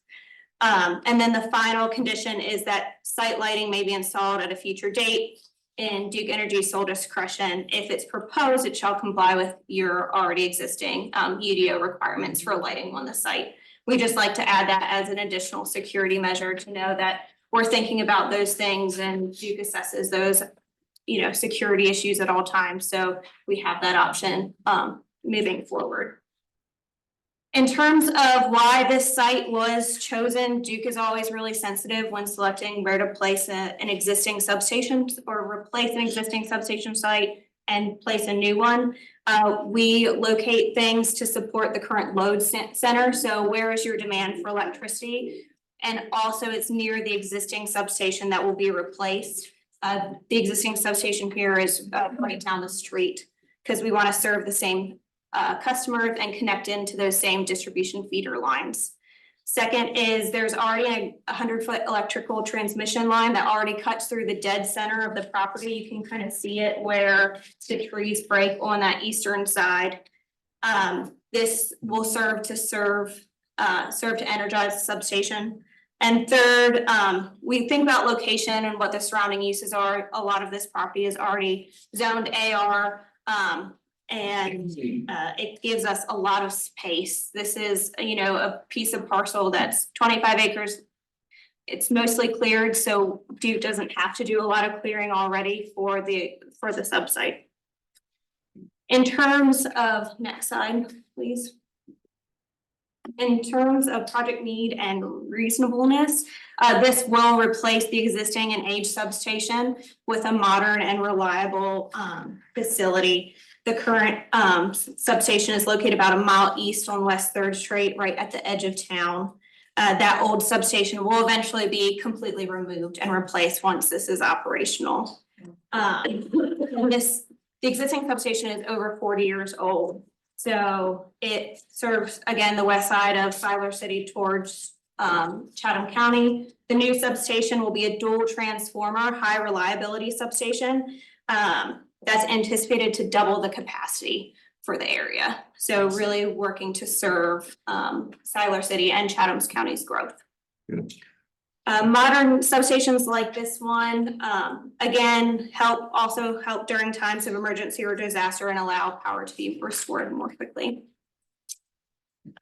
Next slide, please. This is the site plan for the substation in terms of construction. If approval is granted, Duke would like to start construction on this site fall of 2025. In fall of 2026, that's the planned in-service date. And the date the old substation would be removed would probably be summer of 2027. So that is the anticipated timeframe should approval be granted. An overview of the substation as it's located on the property. The access is off of West 3rd Street. This location was actually chosen in coordination with NCDOT. Ellington Road doesn't provide a large enough turning radius in the event that larger trailers need to access this. I will note this is an unmanned site. That was one of the questions. What's the vehicle traffic here? It would only be serviced approximately once a month, generally during normal business hours. The only exception to this is times of natural disaster or emergency when they've got to go in and make repairs. But generally, you're only going to see one vehicle there about once a month to just do routine equipment maintenance. We talked a little bit about those conditions. There are already 20-foot setbacks proposed on the northern and eastern property lines and 40-foot setbacks proposed along Ellington Road and West 3rd Street. We are located toward the front part of the site, but still set back about 300 feet from West 3rd Street. And there's about a little over 500 feet at the closest from the back of the substation to the school property. So definitely protected there, place it to kind of front load that site. Again, you can see a transmission line that currently cuts across the dead center of the property. It will be temporarily moved. That's why you see the jut out around the top half of the substation. It'll be moved just so the substation can be constructed, but they'll keep that area available in case maintenance or anything needs to be changed in the future. So that area will be maintained. Next slide. In terms of consistency with the land development plan, we do acknowledge that the future land use map designates this as medium density residential. We would contend that, you know, placing a substation here is consistent with the overall policy to enact policies that encourage business and employment growth in an environmentally and socially sustainable manner that attracts and retains residents. A stable power grid is created with the deployment of this proposed substation and use, and therefore enhances public safety, economic development, quality of life, as all forms of land use rely on stable and reliable electrical power to support their needs. We appreciate working with Siler City. We appreciate the work of planning staff as we submitted this. And we hope that you will approve this request. And we have several representatives here to answer any questions that you might have. They are signed up to speak, but they don't necessarily have to, but they're here if you have questions. I need to ask a question. Ain't the flood zone across the road from there? I'm not sure if it's across the road from that, but I don't believe that this property is located with any flood zone, and it was relocated to address some flooding concerns.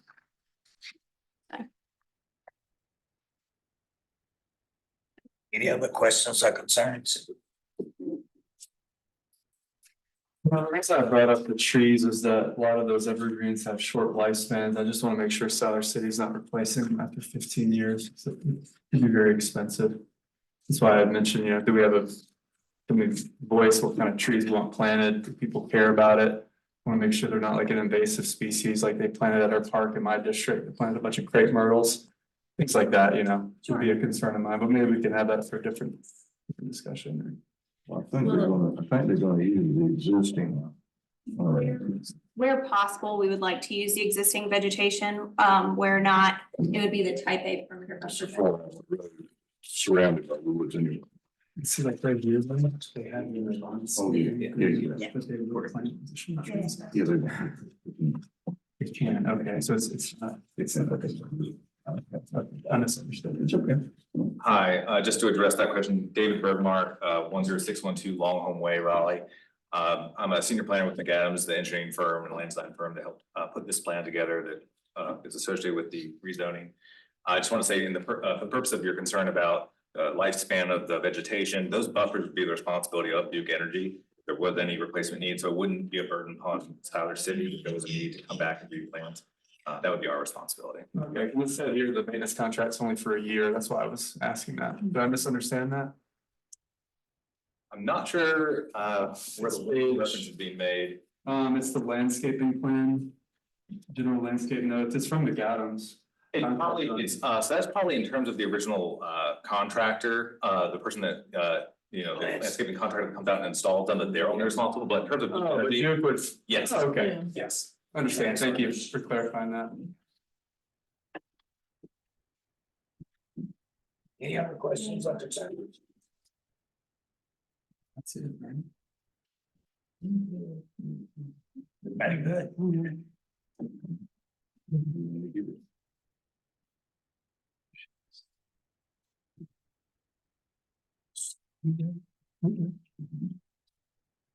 We have 3 options on the table. Does anybody else on the list want to speak?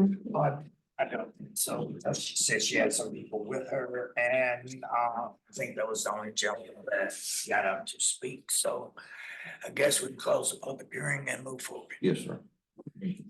Motion to close the public hearing. Second. Then moving probably second that we close the public hearing. Any questions or discussions? All in favor? Vote by sign by. All opposed at the same right. Motion carried. Okay, ready for it? Yes. I'll make a motion to approve the proposed zoning map amendment from AR to ARC. I find the amendment to be inconsistent with the town of Siler City's future land use plan based on staff report, supporting exhibits and consistency statement and testimony provided. The motion to amend the land development plan from medium density residential to mixed use and also add exhibit C zoning conditions. Second. It's been moved and probably second. Are there any questions or concerns? All in favor, vote by sign of aye. Aye. All that opposed have the same right. Motion carried. We are at old businesses. Do we have anything? There is no old business, Mayor. Okay, new business. Downtown streetscape master plan. Thank you, Mayor. Board members, I'll do a quick introduction and then we'll turn it over to our consultant to do the presentation. So downtown streetscape master plan, something we've been talking about for many years. It's been recommended by the Downtown Advisory Committee. And about a year or so ago, this was for the town to fund an application for a grant. And Withers and Ravenel helped us get a grant through USDA to do this project. It's a $99,800 grant that's received from USDA. It was 100% cover this project. And we've been going at it for about a year. I think we started in the end of 22 and went through 23. Community engagement, I put it in here, where there's been online surveys, there's been several public meetings. So we've had a good go at the public engagement part. And Mr. Daniel Watley is with us tonight from Withers Ravenel. He's the Director of Design. He'll do the presentation for us. Mayor, if there's anything that you guys need, let me know. Requested action tonight, you've got a couple options. One is provide feedback. If there's some feedback you want, there are some changes made to the plan, that would be welcome. Or if there are none, or if there's a combination of, you could approve the plan, we can move forward. So those are options for more. All right. Thank you. Jack. Good evening. Thank you for having me tonight. I'm Daniel Watley, as Jack mentioned, and I'm with Withers Ravenel out of our Raleigh office. And prior to working on this project, I had the pleasure to work on some other downtown projects here in Siler City. And so had some familiarity already. And this has been a fun one to work on. And if you want to go ahead to the next slide. What we've provided is a full comprehensive report. I tried to make the PowerPoint 5 slides instead of 100 pages. And so each slide is basically a chapter in the report. Beginning with inventory and analysis, this simply means we spent a lot of time walking around downtown, flying with drones, photographing it, and talking with staff to understand what some of the current issues, problems, safety hazards, things like that are occurring in the downtown sector so that we can make sure that we're improving upon those through a new streetscape design. Ultimately, the goal of the streetscape design is to protect the most vulnerable users on in the right of way. And so, you know, I was listening to the conversation earlier about the school. This is a very similar design that we're trying to incorporate as traffic calming and pedestrian safety. And so the downtown streets are something that we think you should drive to, not through. So downtown should be a destination, not just a place for vehicles to drive through as fast as they want. And so that's been a big emphasis on the design efforts. And it started with inventory and analysis, understanding where some of the issues were today. You want to go to the next slide? Could you hold just 1 second, please? He's not getting it back. Oh, he's.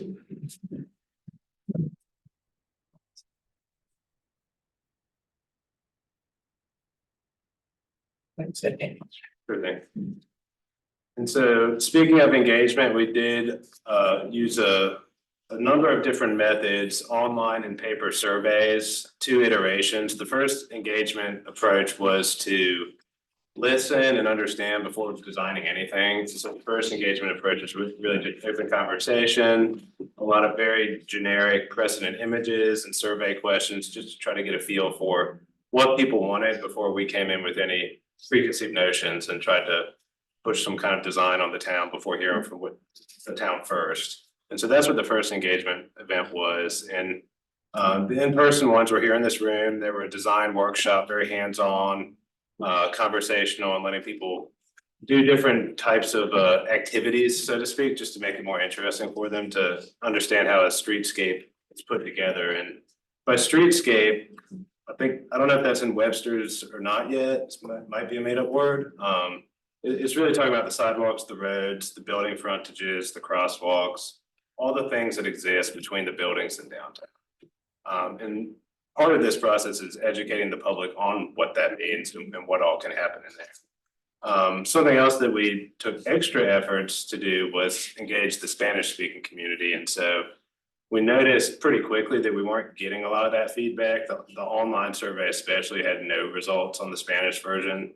And so, you know, we huddled with Jack about this. He connected us with a liaison who could speak for the Spanish-speaking community, and she put us in touch with some like local churches, a local Catholic church, where we packaged up the survey in a box and printed copies, and Jack took them to those locations and pretty much instantly had like 100 results the next week on the online survey. And Jack started collecting hand surveys over time and scanning them to me. So I feel like that little extra step really helped to get an accurate cross section of the demographics of the town.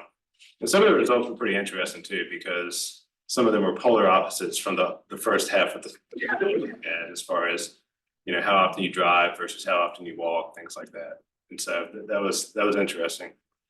Next slide, please. So this is what we're calling our typical block, and it's really just meant to be kind of a generic city block design, just to show how all the different puzzle pieces need to fit in. And it's a relatively narrow right of way, meaning from building face to building face, there's about 50 to 60 feet, pretty limiting, but still plenty to do what we want to do to help the businesses in downtown, to help promote growth and a live, work, play environment. More folks are going to be living downtown, and we want them to be able to not have to get in the car to go get what they need over the course of the day, but to be able to just walk out the front door and utilize the downtown. And so This graphic kind of shows how we can incorporate traffic calming measures like street trees and curb bump outs at times. Narrowing travel lanes to about 11 feet, which is still within the standards that would be approved by NCDOT. As the chief could probably mention, that they will drive based off how safe they feel driving, and they'll speed based on how comfortable they feel speeding. And so when you have things like trees and curbs and narrower lanes coming in on your periphery, you're gonna drive slower because you're not gonna follow the speed limit sign. Nobody follows those, right? They drive based off how they feel. And so we're gonna not rely on signs, but we're gonna use the design of the environment itself to slow people down in this area, because we really do want to give a lot of the streets back to the pedestrians, the strollers, the bicycles, all the non-automobile users that are going to be in this space. But still accommodate for the automobile, because we know that it's a daily routine for many people. And so the streets will remain open. There'll be plenty of parking. We performed a parking study to assess how much parking is there today, where is the parking, how has it been utilized, what are the future needs for parking, just to make sure that we weren't limiting any kind of economic success through limiting parking. And so we have taken those steps, and we're making sure that we provide plenty of on-street parking. Parallel parking is great. It helps further shelter the sidewalk and make it feel even safer, especially if you have wide enough sidewalks so you can have outdoor dining and seating and benches. People feel much more comfortable behind a row of parked cars and a row of trees and things like that. And so that's what this graphic is meant to show, is how all those pieces fit together. You know, the trees are in line with the cars, so when you park and open your door, you're not hitting a tree trunk. The light poles are positioned along a stripe where the parking space goes from one to another, so the same reason you don't hit it with your door when you swing it open. Yes, sir. The current parking spots, I guess in my opinion, prevent outdoor because the sidewalk's just too narrow to have seats. So how do we plan to keep the parking spots but promote outdoor dining? Sure. So there are sections of sidewalk where we have gotten rid of those parking spots such that the sidewalk could then be wider. And so this is a typical block, but That's in front of restaurants, I'm assuming. yes, sir. And so that is the balance, right? Because many businesses want that parking space right in front of them, and others want the tables and chairs. And so we're trying to provide a balance as well as flexibility, where you can, work that out in the construction drawing phase, because this is still just a planning document at this point. But if a certain business says, I want to walk in front of my streetscape area, that can be worked out with the town. It's like, okay, let's get rid of 2 parking spaces, and you get to have this nice big public plaza out front. And so it is meant to, we're trying to create a flexible design that can evolve into the future. And these are average 10-foot wide sidewalks that we're able to accomplish with this particular design, which is enough for like a coffee shop to have like some 2 top bistro tables right on the building face. But yes, it is limiting for like a large outdoor dining. So we would have to get rid of the parking stall. We're also making note here to think about all the things that tend to get forgotten until later, and then you hate that they're there, like electrical transformers and where utilities are. And so, in this case, we're showing that those go into those landscape beds where they won't block sight triangles. We're showing that fire hydrants go near the corners so that you're not losing a parking space just because there's a fire hydrant there. So the electrical utilities are. We're making that recommendation on certain streets. That can be obviously a huge coordination effort with Duke, as well as maybe not worth it on certain streets, but on a street like Chatham Avenue, it definitely would recommend that. It opens up a lot of opportunities to have those power lines buried beyond just the aesthetics. Who would pay for that? So the last chapter of this report goes into a lot of the implementation and funding. Typically Duke is not going to just pay for that out of the goodness of their hearts. And so it's going to have to come through federal grants and different types of funding options like that typically. Sir, can you elaborate on the additional benefits from the bearing of utilities other than this study? Sure. So I'm a landscape architect, so I love trees. And so one of the benefits is that you can get proper street trees, which contrary to what some folks may think at first, a streetscape like this would benefit greatly from having street trees for many reasons: traffic calming, shade in the summer, preventing heat island effect. And they just give it that sense of place, you know, especially if you have a uniform species lining both sides of the street, it becomes just a very memorable street when you go down it. Sure.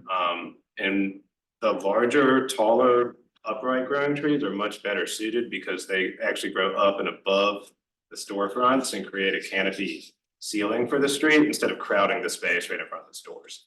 And so, you know, right now there's crepe myrtles and things like that out there that are more just kind of like bushes on lollipop sticks right in front of the stores. And you really want those trees to be able to go up and well above the architecture. And happy to send some case studies of how that's successful. Yeah, makes sense. I agree. It's just horizontal boring is extremely expensive Yeah, for for the sure. utility burial. And there's other options too. There's, you know, there's relocation. Maybe the power lines go behind some of the buildings instead of in front. There are different options that can be pursued.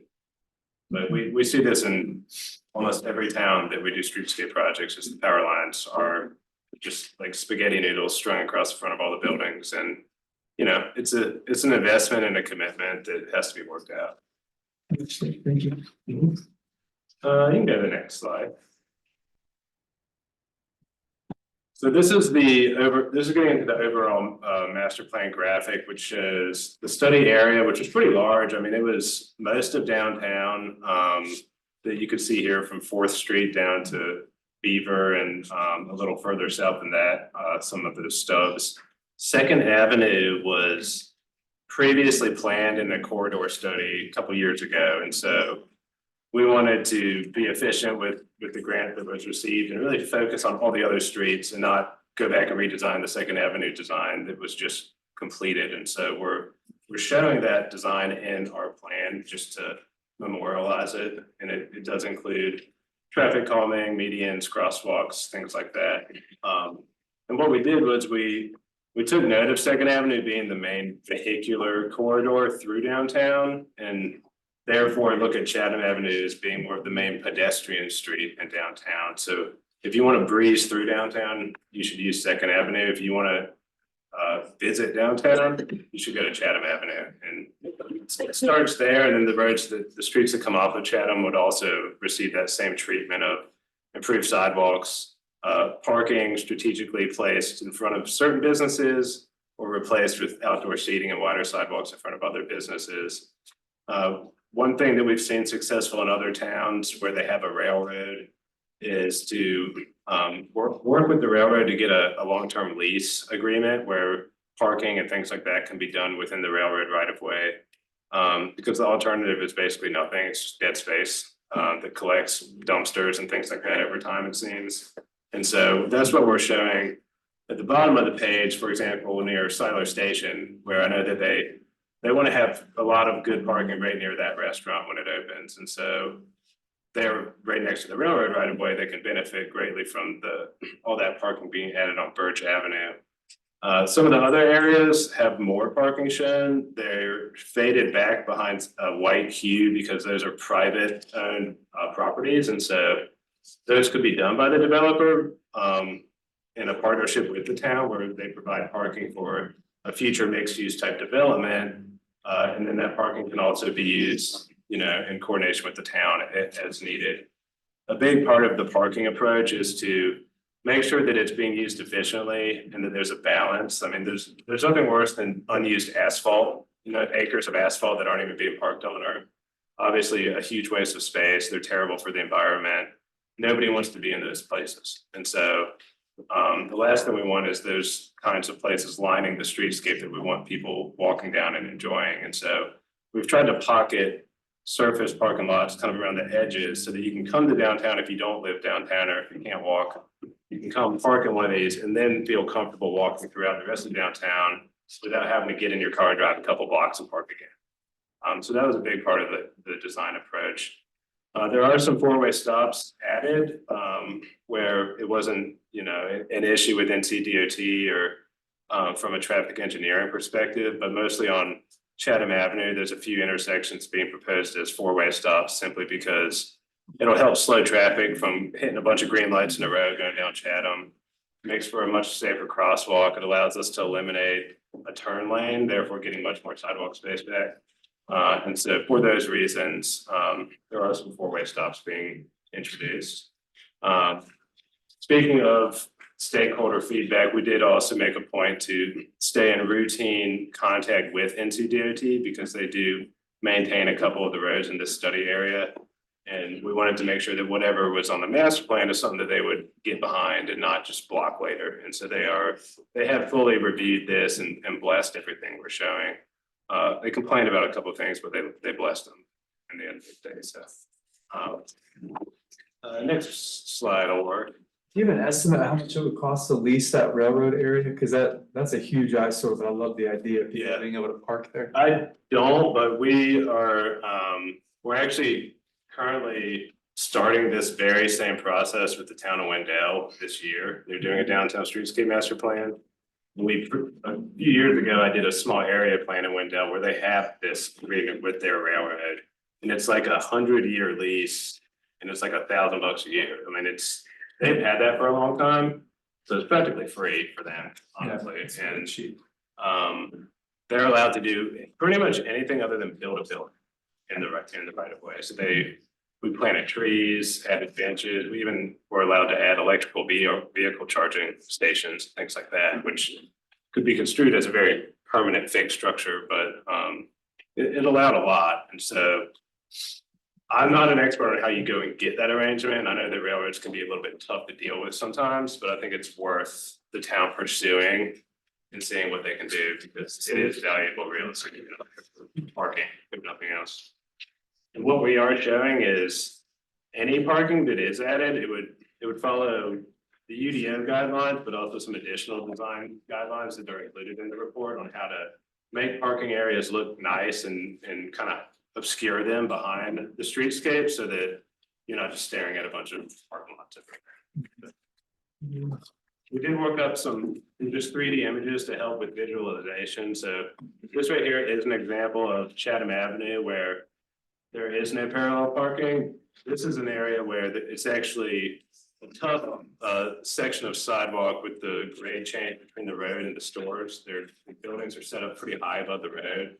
And currently the condition is it's just steps kind of down the whole sidewalk, which is not very ADA friendly and it's not super conducive to parking and then immediately going up steps. And so we decided to just do away with those parking spaces and provide ADA compliant access at either end and create what we're calling the mezzanine. And so this is a very wide area right in the middle of Chatham Avenue.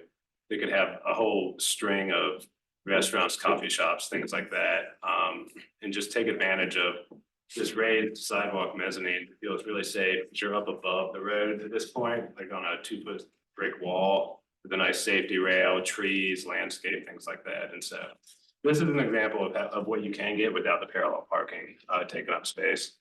And the bottom image is just the overhead view of the same 3D images up at the top there. And I think there's one or two more slides.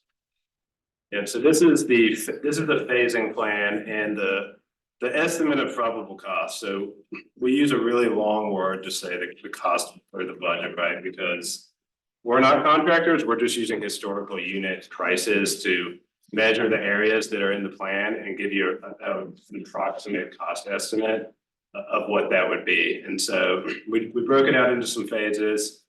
In coordination with Jack, we determined that a good phase one might be something like a really quick, easy, low-hanging fruit kind of project, such as the railroad agreement and adding some parking, just to show momentum and show the town, hey, we're making things happen pretty quick here without tearing up all of downtown to do it. And so we decided for phase one to actually just get some more strategic parking where it's really needed near some businesses that we know are going to open soon.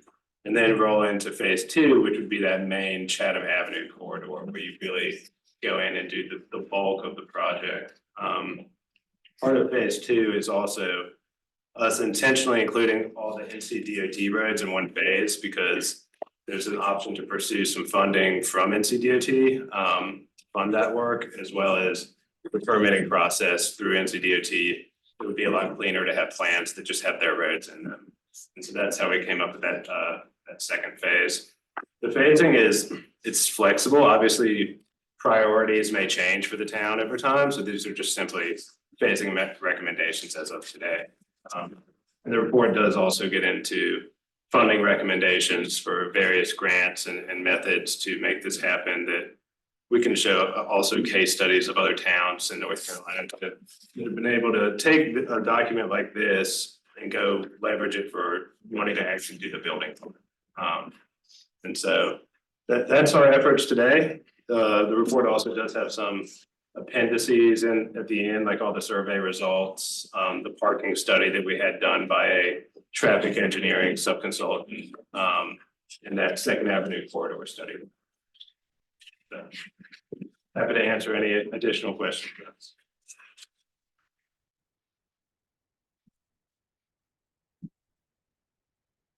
Any questions, concerns? You know that Cindy always talks about lights. Yeah, I've been on this thing about lighting up the downtown. Sure. And I think that would be an advantage to bring people in, that people like lights. Absolutely. And And that, cities and towns that you go to now have, mhm. I went down to Conway, South Carolina, downtown, while there's little restaurants and stuff. They're really Sure. And that's actually another benefit to burying power lines that I didn't think about, is you can go in with those nice decorative light poles that look like a lantern world style. That the mezzanine 3D, we had little string lights strung above the whole thing. So that's the kind of thing that really draws people in, especially in the evening if you want to promote nightlife.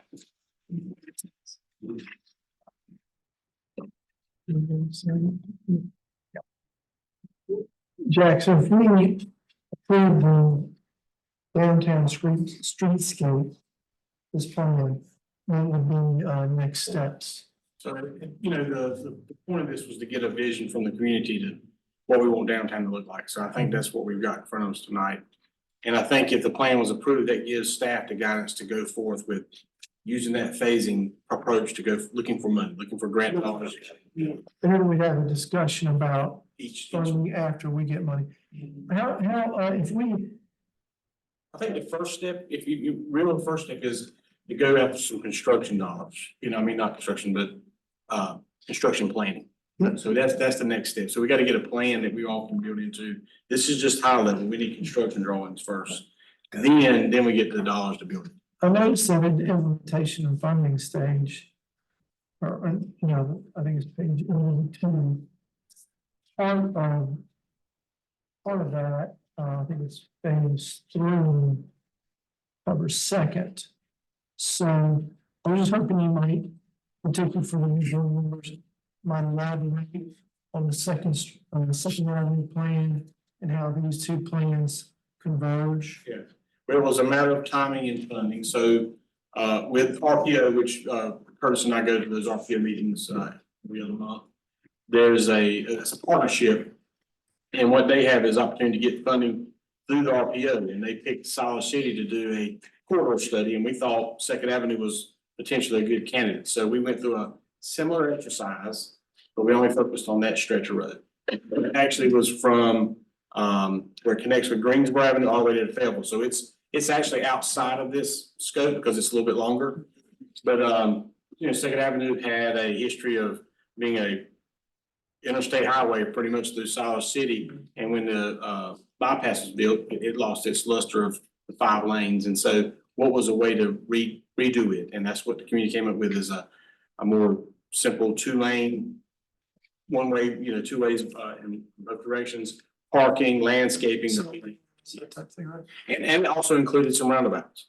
Right, and had some meetings and I think there was some, I can't remember if it was in the final one, but I know some bike lanes were proposed. Yeah, bike lanes were pretty tough to accomplish both parking and, and I don't think bike lanes was as through the community input, we didn't get a lot of push for bike lanes. They have potential points of impact, which could be dangerous.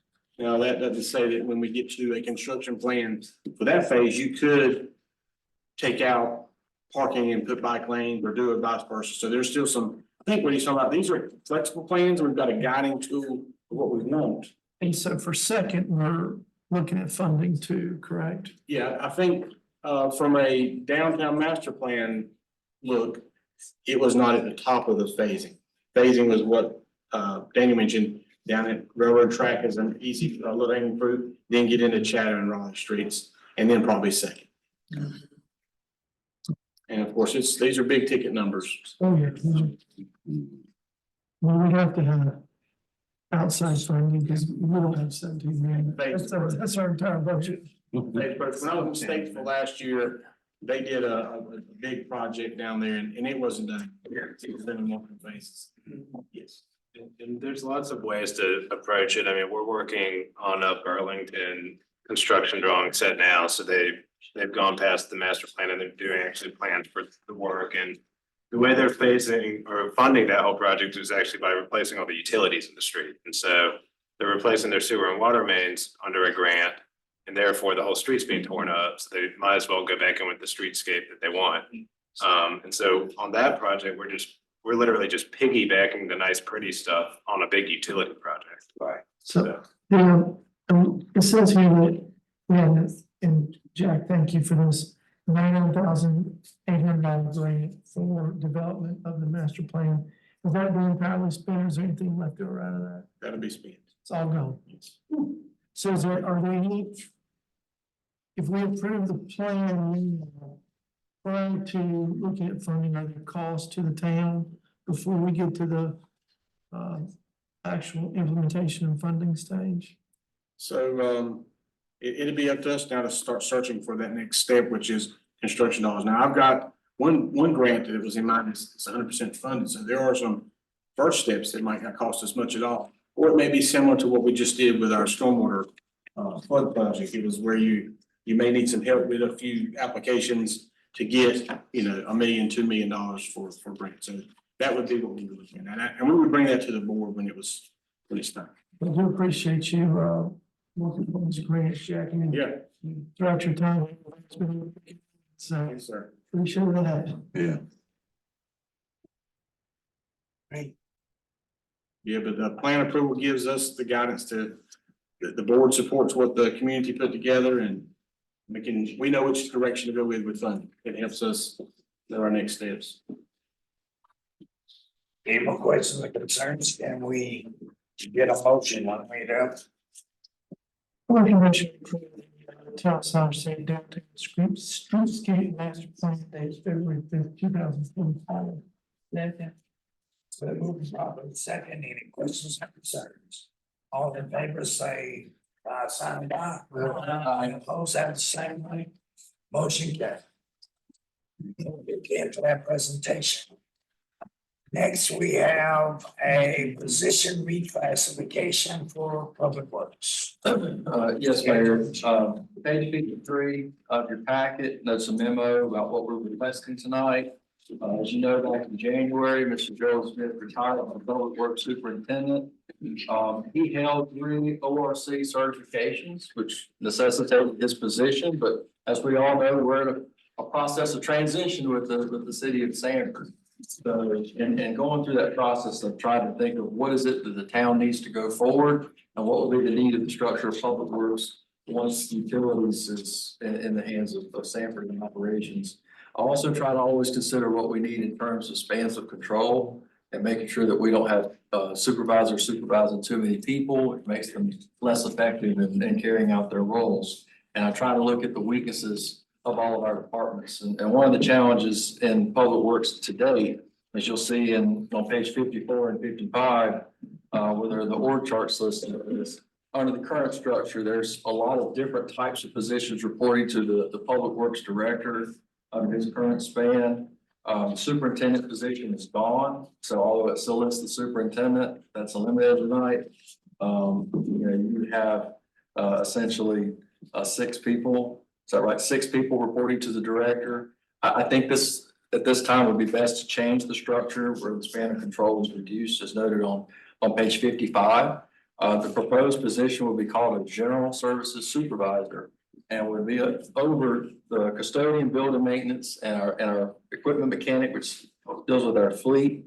I think we also can improve some things in our finance side in terms of having this position be the facilitator of inventorying and overseeing some of the purchasing process, RFPs, RFQs for the town.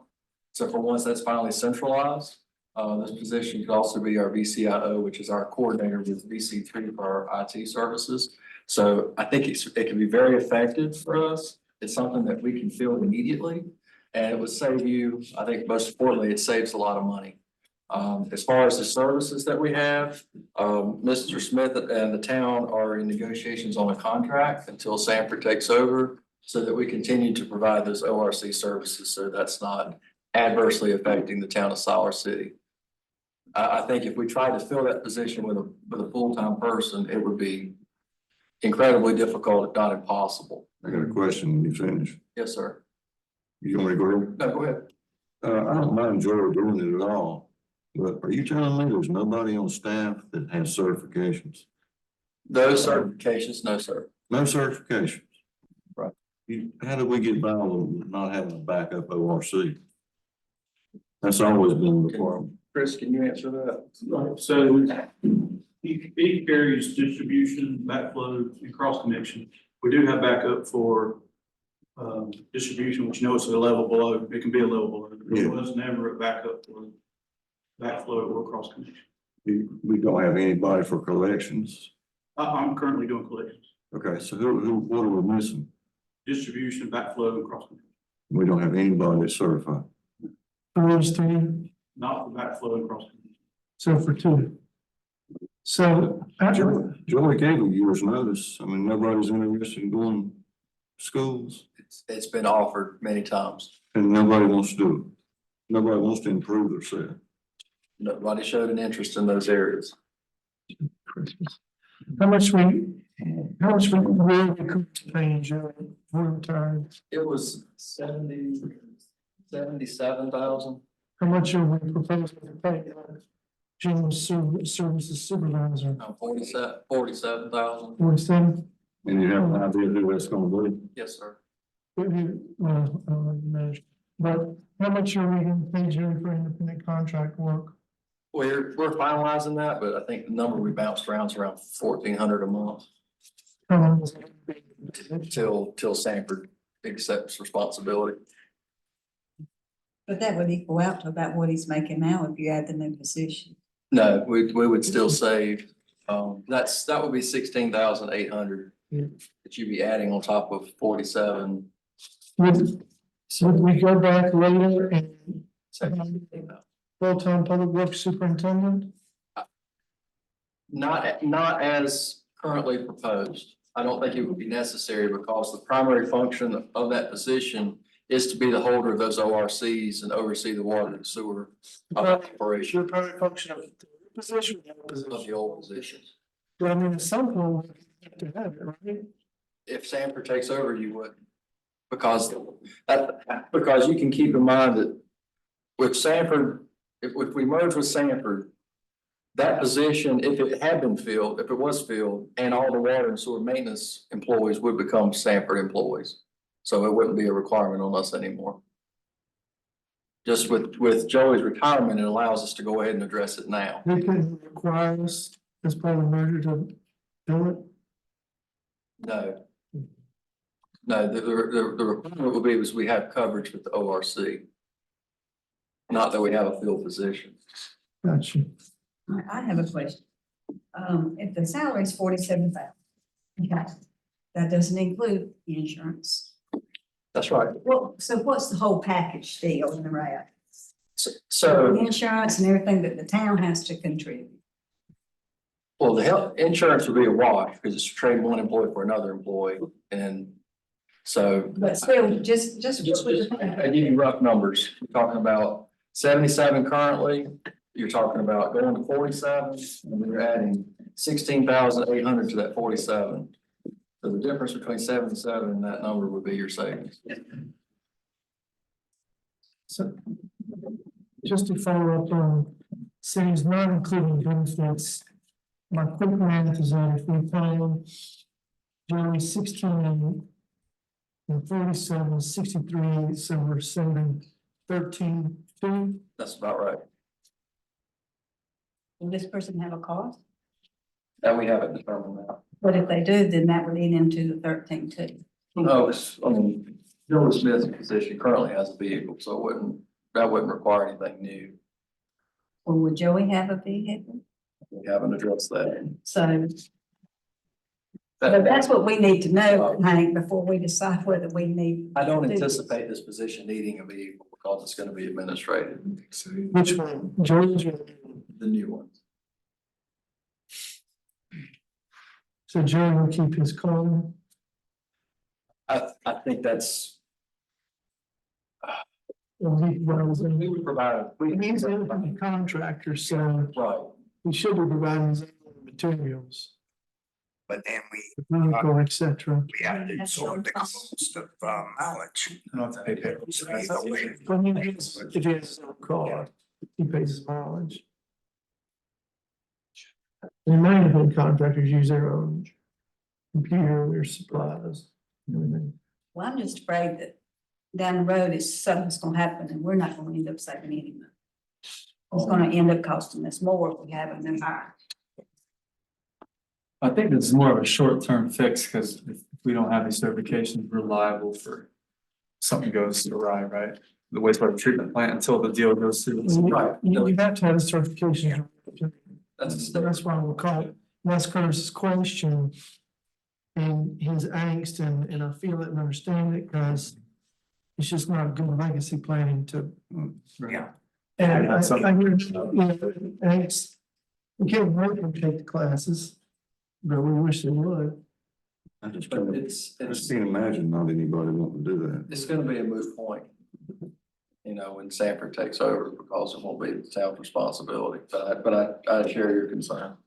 It would be nice if employees had shown this interest.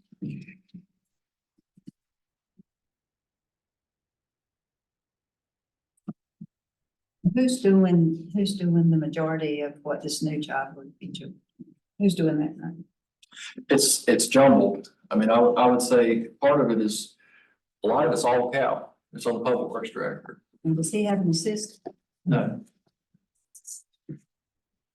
Does Chris have an assistant? no, I thought Does- one time does he had who? an assistant. Chris. they don't have assistant directors. No. You have somebody answering the phone, They have an admin support specialist.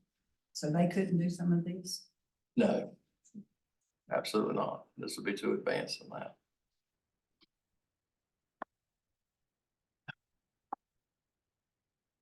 So basically, they can't even be trained to do this.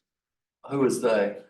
These assistants that sit in his office, you couldn't cross-train them to do this. Well, I asked a different question. Yes, I think you can train people, and that's what we set out to do. And I think we've had a lot of luck in training people.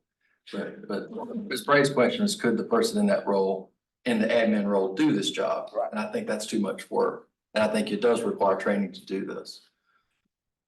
I think, but there are two separate roles. I mean, this is gonna be time consuming. There's a lot that would be on this person. But it is two separate distinct issues, the approval of Joey Smith's contract and the new position. Well, the contract's something we can improve administratively. The board doesn't have to do that. Not if it's gonna cost us, we need to know what we're paying for. I understand that you have that type of authority, but we do need to know whoever gets the job, what they're paying, what we're paying them. But that's what I'm telling you tonight. The plan was $1,400 a month is what we discussed. So 16. Sign off on it? Yeah, will he sign a contract for me? Yes, He has, so so we will. That's what we discussed.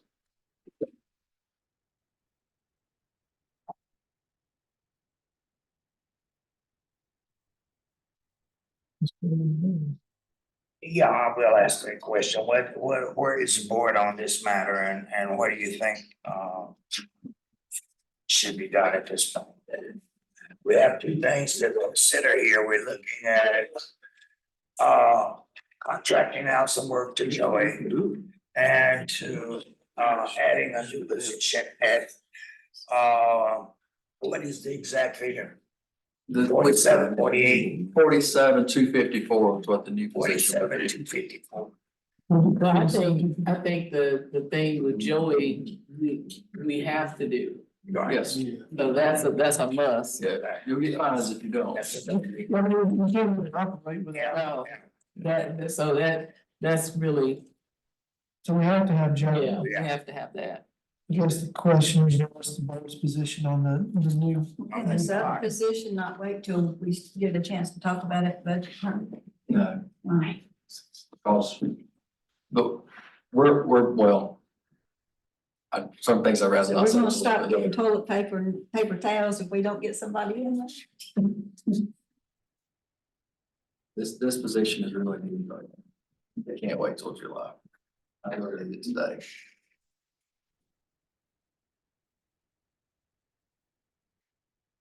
I put a lot of time into trying to figure out what's gonna have the biggest and most positive impact on the department. At the lowest cost. You got somebody internally in mind? Yes, sir. So would you hire somebody for their position? Yes. Well, yes, there'll be some shifting, but yes. So we're right back where we started from. Yes, sir. Yeah, actually we are, because we're not eliminating a position, we're creating a position and then filling the position that person moved from. Am I correct? That's how all hiring works, man. No, that's not what I'm saying. I'm looking for the savings here. Except for the fact we're not paying Joy his full amount. As a full-time employee. These are doing very different roles. I'm not asking this person to do this exact same functions of what Mr. Smith did. I'm asking this position to do what the town's gonna need going into the future. And identifying some weaknesses within the public works department. And other issues within the town. Mr. Smith's retirement allowed that opportunity without having to ask the board for any more funding.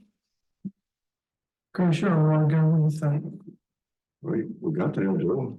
Yeah, we know that. I don't know about the other. I'd at least like the idea, hopefully it's internal person. Which positions he being promoted, he or she being promoted from, right? I'd rather not answer that in open session. I don't think that'd be appropriate. That's, boards asked me in the past not to put names on things, so that's why it's not listed. I guess some of this. Some of these categories, which would go up.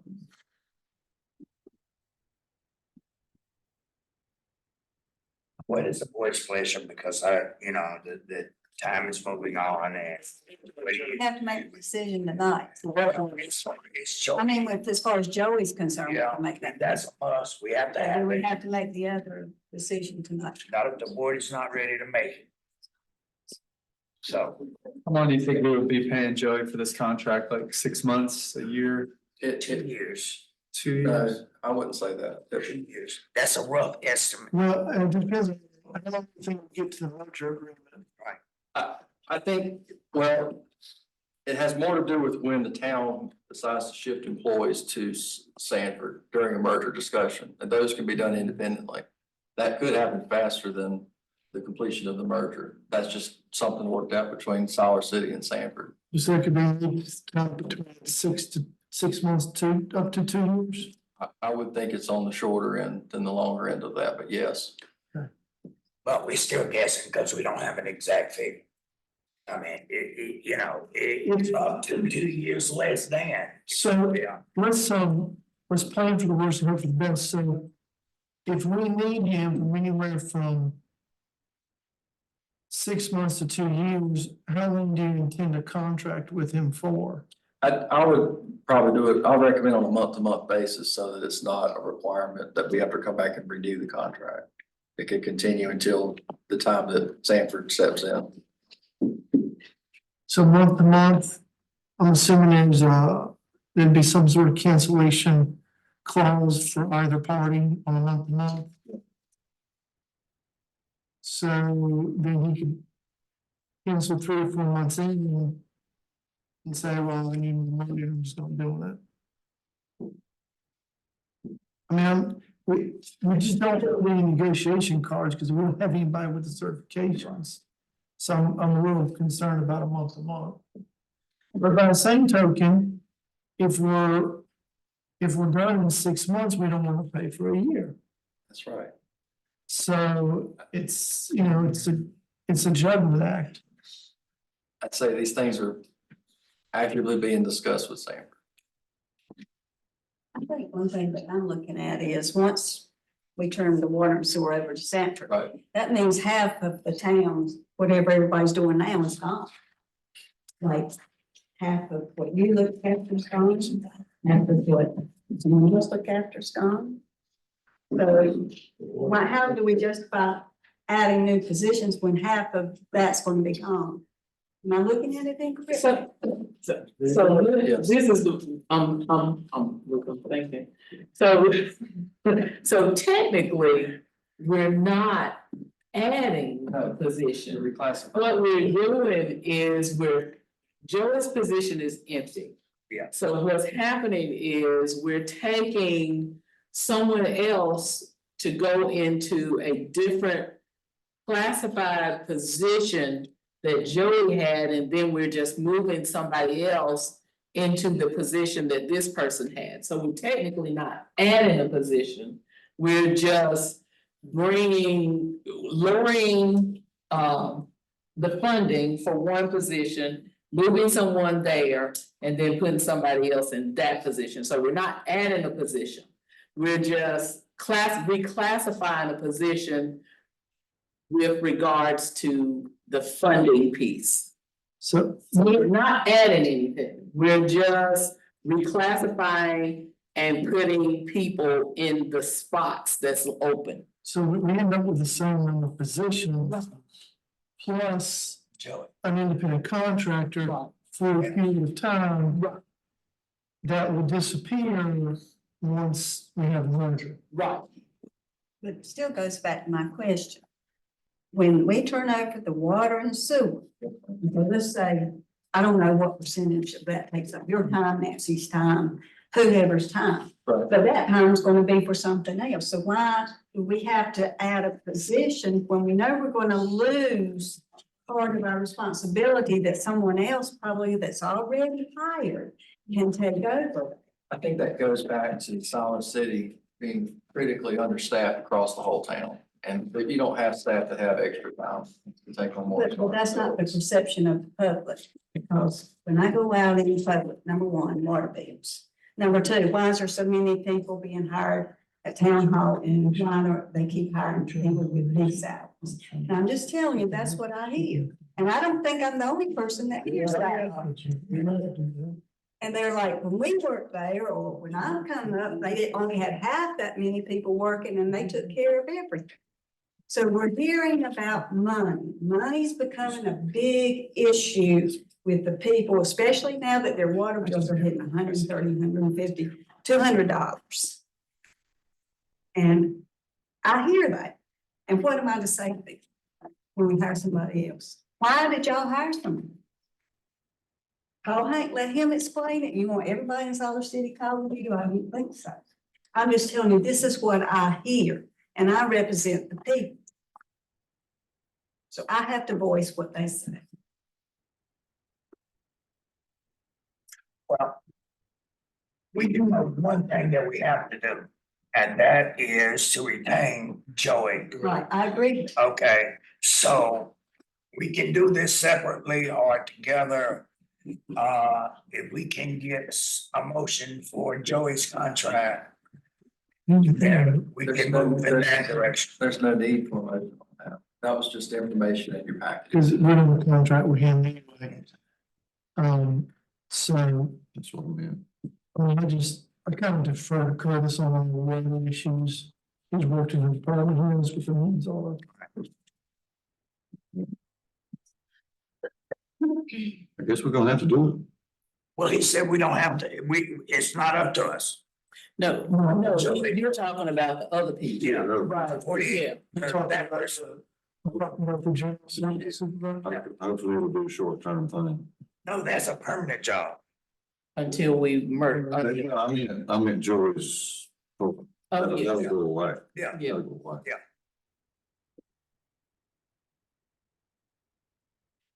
But that's just my opinion.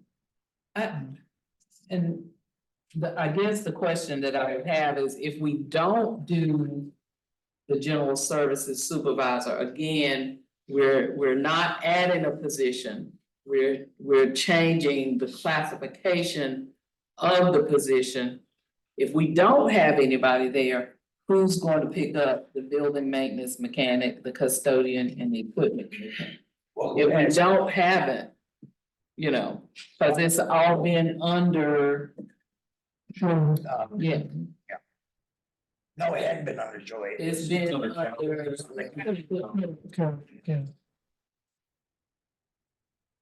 So you're taking that away from Cal. Yes. Well, indirectly, he's still, Right, he's still in charge of, three, this would be a direct report. yeah, but he's in charge of that supervisory position, so they'll. We report Tim anyway, right? Operational manager now. Well, I can, nothing against the proposal, or whatever, but I cannot in good faith vote for that and answer to the people of Siler City, because when they ask me if the position is added, why did you vote for it? I can say I did not. Rest of the board, let me hear what you have to say so we can move one way or the other. Alex, what do you think? It just seems like we don't really have much of a choice at this point. I just wish we were a little more proactive of trying to encourage the employees to get the certs. I know you can't coerce them, but maybe there were other things we could have done, but I mean, that's the past. It is what it is now. Let's move on, do what's right. You have to have it. I mean, it's $10,000 difference. If you quantify the benefits, maybe 55,000 a year plus the 16,800. You're still saving a little bit of money. It's a short-term thing. I think financially, it's not really a big deal in my opinion. Saving about $13-ish, I think. Oh, I'm saying if you quantify the benefits too. Yeah. It's not that bad. But also, everybody remember, we took one department and we split it into two. So we split it to Cal and we split it to Chris. Yeah. Now we want to take part of Cal and put it on somebody. So remember that. One person was doing it all and then we split it. I think it'd be fair to say the workload's tripled.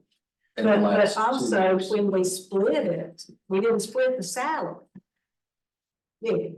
No, No. I think I think the argument actually would be, if you looked at the data, that if anything, the salary should have gone up for what the workload and responsibilities been and specialization in the last couple of years.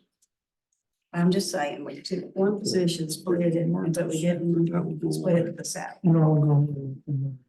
On a related note, I have a couple ideas I want to discuss with y'all about taking some work off of the public works. I think this is a different note. I discussed with Hank some things to help make them more efficient. We could talk about it at a different time, but it will help the fact that they probably are overworked right now.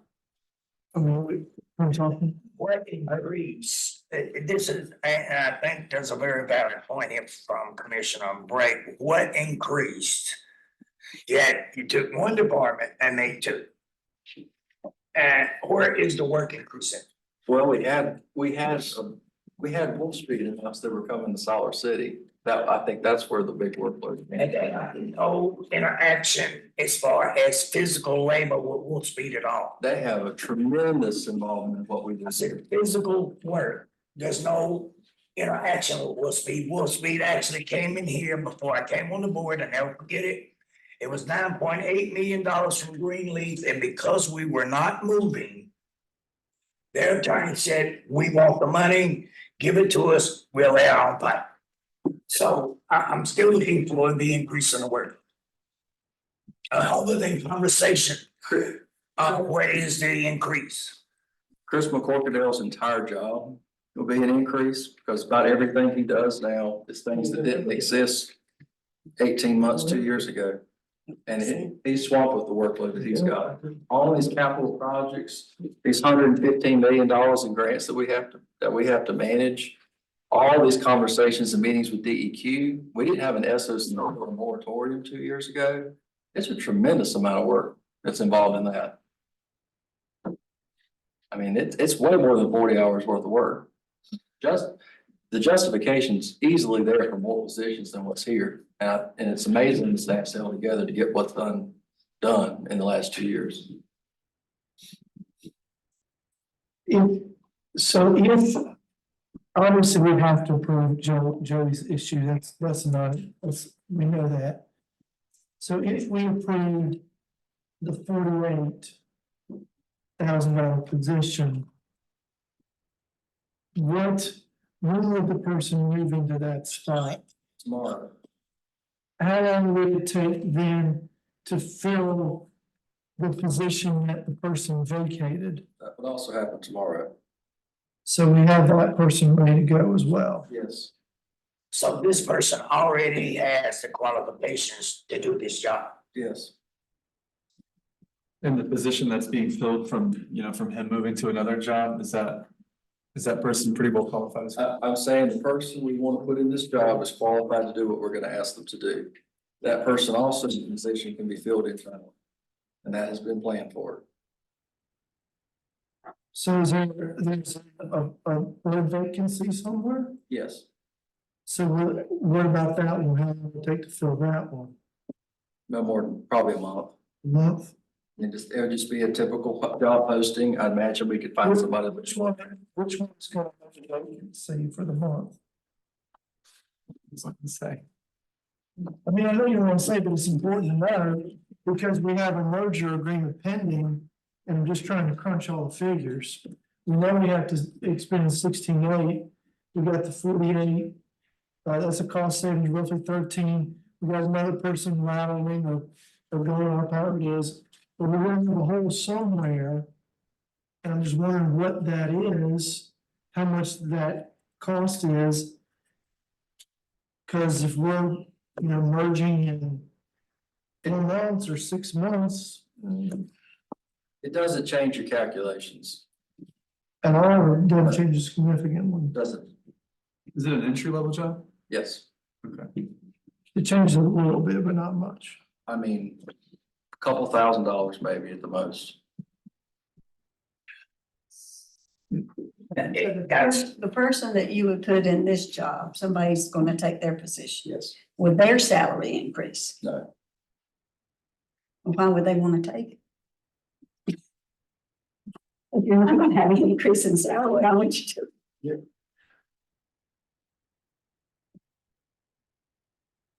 I'm stumbling over myself not to violate. No, you don't have to. We're getting close. You don't have to do that. Well, I mean, we're not asking for names or anything, but I'm assuming that we got the general service supervisor. And we got somebody down here and then somebody down here. So as they move up to take the spots, there'll be a natural bump for the individual, but not necessarily an increase in salary towards that position. That's correct. That's what I'm referring to. Okay. It's the same difference. Mm-hmm. I mean, And we have to prove Joey's position. we said that several Who's times. our Actually, workshop? he said, we don't have to even approve Joey. Joey is a done deal based on his word at the 16. Hey. So the only thing that's left is the 48. 47 or 48.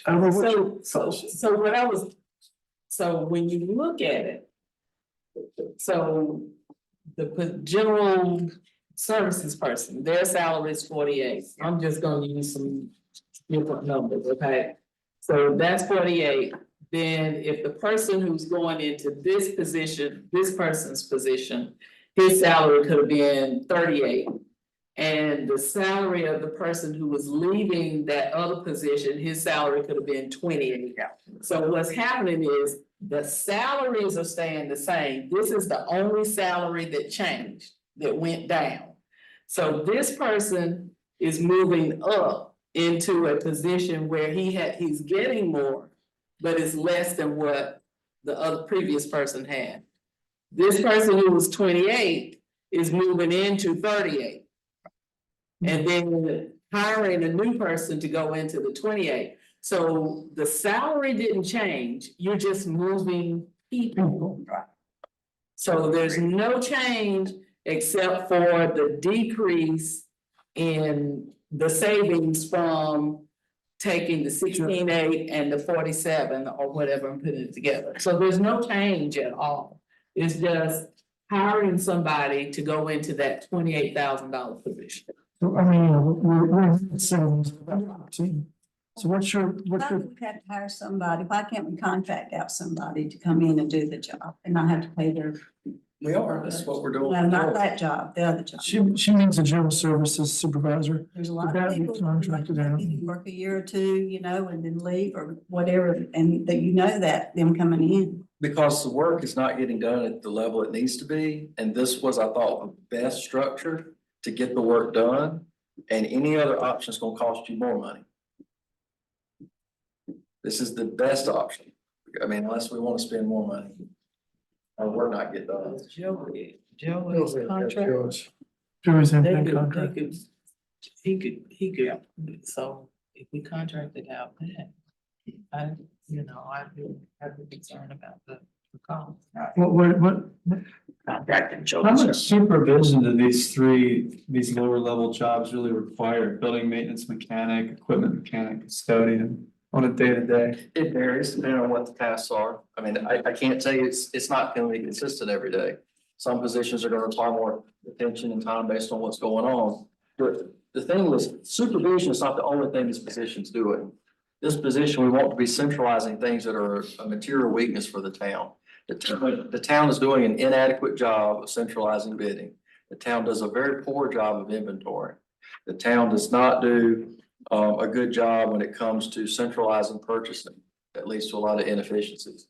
And creating this one position saves the town money and significantly, I think, improves the performance of the whole organization because of the impact this position can have. I can sympathize with that, like with inventory issues. If you're having a hard time, that would lead to waste. Sorry. I would, a position like that, when you're creating something, there's gonna be a tendency for, a lot of unproductive action. So I would like to see things put in place to make sure that they can be held accountable to do these things in your free time, like the things you just mentioned. Like keeping an inventory of these things that these people underneath them need. Yeah, to do their day-to-day job. That's their job. That's their day-to-day job. Okay. But it's getting done now. Previously, it has Maybe been getting poorly. done, but what we're basically saying is an overload for Cal. Again, what is the board's pleasure here? What are you thinking? I just think that when we talk about we're gonna save money, it always ends up costing us money in the long run. We didn't foresee this, or we didn't foresee that, or it went longer than we thought, or whatever. It always happens. And you end up saving money. Just like the building we bought, we got a good deal, now it's so full of stuff. So the thing that this is what I'm just looking at. So say for instance, Joey's position was the public works superintendent. So we look at the current structure. So Cal is here. So that means Cal currently has 1, 2, 3, 4, 5, 6, 7, 8, 9, 10. He has 10 people that he's overseeing at this particular point. Well, how many does Chris have? Because we split a department. Right, so somewhere there's an imbalance. Okay. Because I think this has been pointed out, and I don't want to keep kicking this can down the road. Both of these individuals, we split one, supposedly split the department to make them more efficient. And the salaries are exactly. So I don't know how it became more efficient when we still getting the same complaints? I also have 10 people under him. Yeah, see, So, but his direct report, his direct would be 3. Yeah. 4. Well, For supervisors. yeah, Joe would be the independent contractor. I'm assuming Joe would still report to Cal under the independent contractor agreement. The contract would report to the public works director. Okay. again, how many people reports to Chris?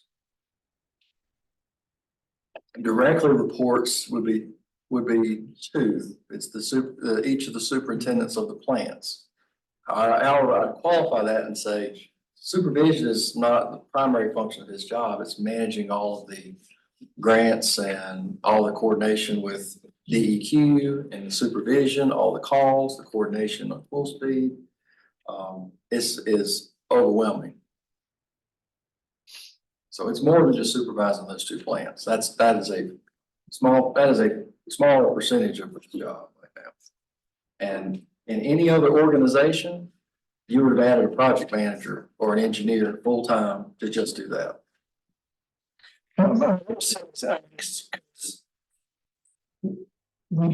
Sometimes we do, are we not certain on that we're gonna have a net cost savings of 13-ish? 100%.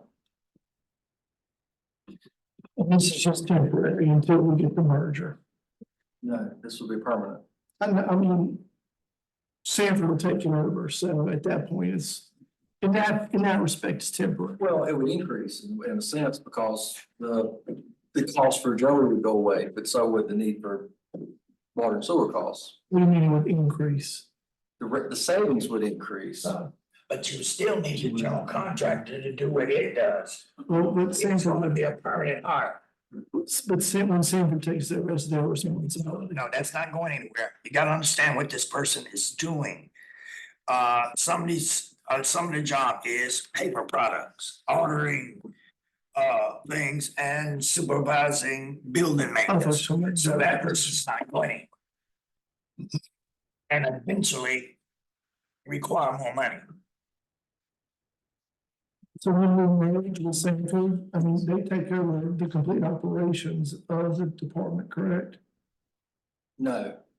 They would take part of the department because everybody doesn't do water and sewer. Okay. You would still keep all of these positions we're discussing tonight, the general services supervisor, the 3 positions that report to it, the equipment operators, some of them, the street crew. Because you gotta think, if your street maintenance supervisor, that breaks off into 2 separate crews. One is your street crew, your traditional street crew, and the other is your water and sewer maintenance team. The water and sewer maintenance folks all go to Sanford. The street crew stays with Siler City. I got you. You know. Now, all of the public utilities department would go. That section goes, okay. But part of public works goes. What about Joe's position? Joey's the superintendent or the contract? Well, I guess it's, yeah, I think the superintendent position would be a moot point under Sanford. right. Because if we filled it, they would take that position anyway. If with the contract, it also is moot because we wouldn't need the contract if it's a Sanford operation. So once we merge out these 10 blocks, I'm getting myself here, but how many would be left with the 10 out of these 10 little blocks we have here? You would. I mean, I don't want to say with specificity on a couple of those because we haven't determined whether a couple positions would go. What's your best guess? Just the public works part, Yeah, just this chart. 6 or 7 positions probably Starting with us would go. would go. So almost 2/3 of them, because there's only 10, there's 70%, there's only 10 here. So 70% only. Well, look at the page 54, the first org chart page. Right. The last box on the right, street maintenance worker 8, half of those would go. Okay, I was looking at the blocks itself, so. Half of those would go, one of the street maintenance supervisors would go. If we had a superintendent, that position would go, but we could eliminate that obviously tonight. What would be, question would be things like utility location technician, meter reader. Those are kind of quasi positions because we still have some role in that. So that could kind of go either way, and we'd have to figure that out. Either way, it's not a cost to Siler City because if we had kept it, Sanford would send us money to pay it since they'd be collecting the revenue at that point. So it's just a matter of who's responsible. But that's a rough count right now. Just like some of the utility billing, we might retain those positions. So we have the collection center here and we have control over that, but there's still all revenue would go to Sanford. And I know it's touched on, is there any duplication of duties between the administrative support specialist and the general services supervisor? I would say slightly, and that's part of what we're trying to clean up here tonight. So which way is it going to go? What's your? The general services supervisor, it would be of a higher level position than the administrative support specialist. So the general services supervisor is going to take some of the duties of the administrative support specialist? I think we're overloading the current position. And with the administrative support specialist? Yes, sir. And with It was Cal who was overlooked. this position reports to Cal. That was on there on the previous one too. Everything's Cal's responsibility.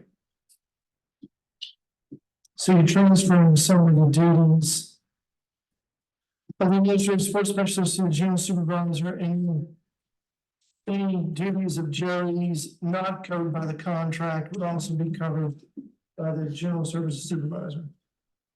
Or the other two supervisors. You have a water maintenance supervisor, well, you have two street maintenance supervisors, so. I mean, it could fall on them, depends on what the function is. Well, But if we're separating out Jerry's non-contractual duties and some are going to the street maintenance supervisor. So I'm just confused as to where it's going. And then it comes back to Cindy's original question when she was pondering whether or not the non-contractual duties that Jerry is no longer gonna have, if those could be divided up in a manner that wouldn't require the general services supervisor. I think that's what she was getting at. There's not a chance of that, no. There's not enough personnel to spread that out, and the staff you got is too green to be given more work like that to do.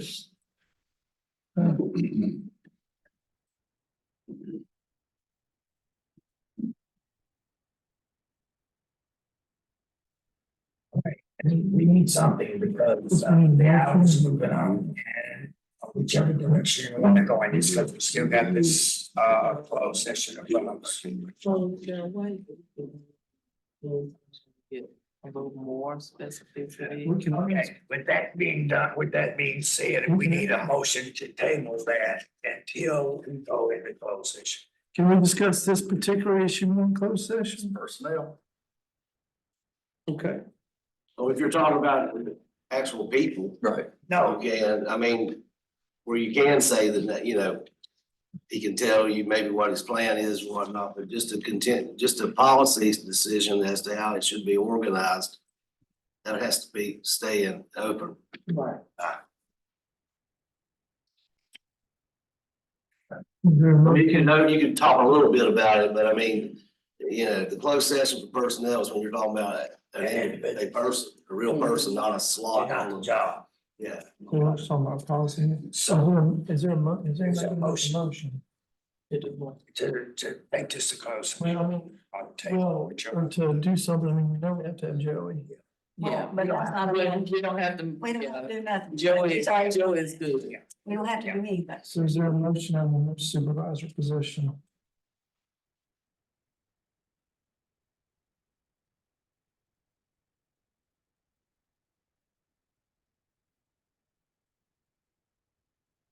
Is there confusion about what? We could actually table it until we have more discussion on it, and more thought.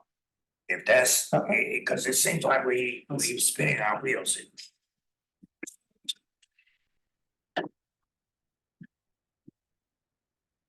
Well, if there's no motion, it's dead. You don't need a motion to approve Joey as a conference. So what do you wanna do? Do you wanna table this and, or move it to closed session? So you can talk individually about it? I'll make a motion, we move this to closed session with the understanding that we can talk about new policy decisions in closed. Second. Maybe we can get some resolution. It's been moved and probably second. Let this item be moved into closed session. All in favor, say aye. All opposed, have the same right. Motion carried. Managers report. No, we still have another item. Oh, that's right, the, Can we take a 2-minute break? 5-minute break? Take a 10-minute. Oh, that's all. You okay? Oh. Mayor, do you want to That's for the. recess for 10 minutes? yeah, that long, so we're in recess for 10 minutes. They left the room. Paper fell off. Say, young man. We're gonna discuss How you doing? Start paying supper from that. Because half the benches there are.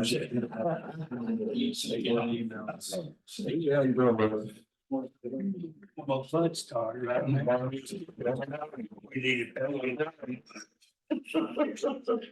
Okay, we all go. I said, I guess I'll get home in time to get up and eat breakfast. See you, Red. If you want to know that this will drag on.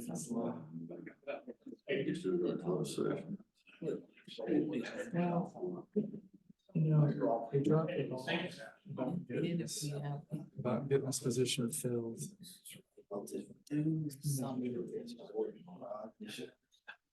Yes. And certainly you made it. I want to. Because we had.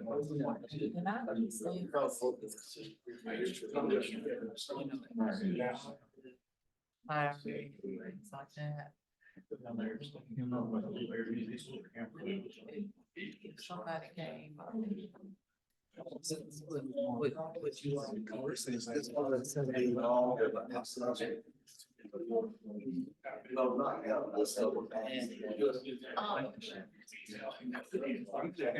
Less expensive things.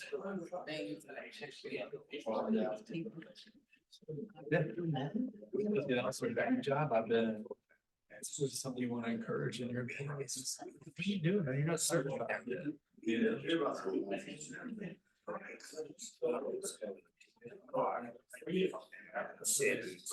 can't be that we incentivize the cheerleading.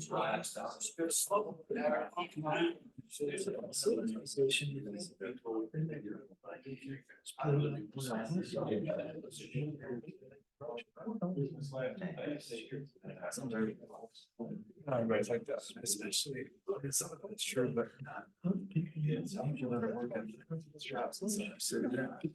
We're not dealing with that problem yet. I think that'll be another generation.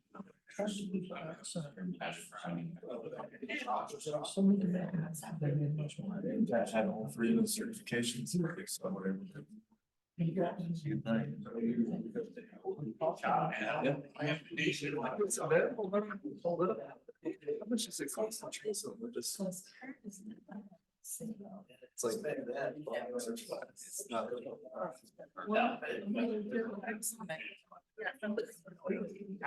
Lucky that Joey's willing to.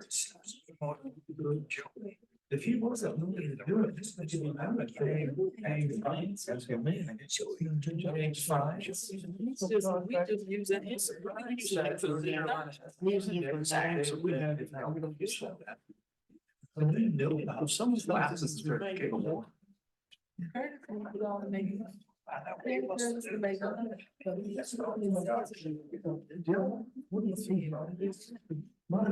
So I'm trying to decide where I wanna have my meeting. My district meeting. I've been thinking about First Wesleyan. And what I was saying, you know, we want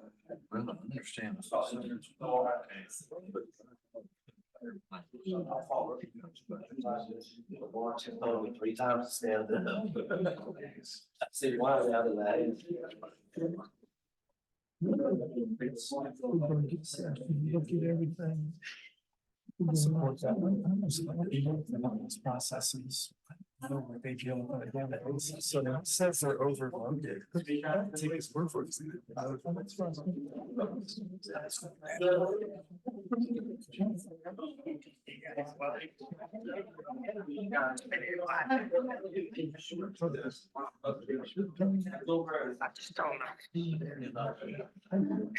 Joey's a contractor.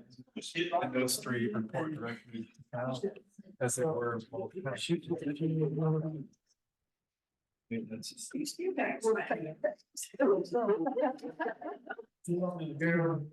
Took a job and split it in two, but it had like the same.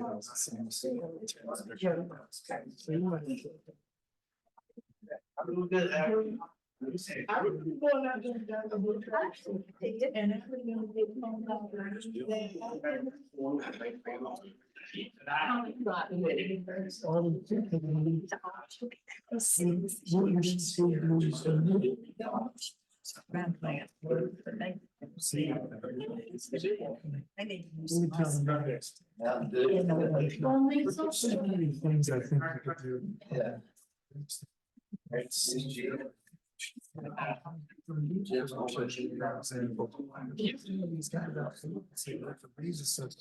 We should have an interactive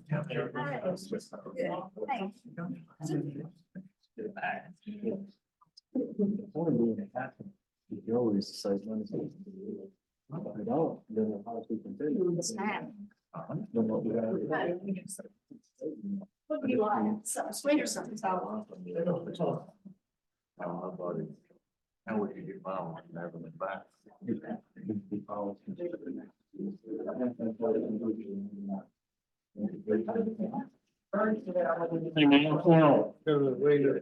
For certified, they get more. How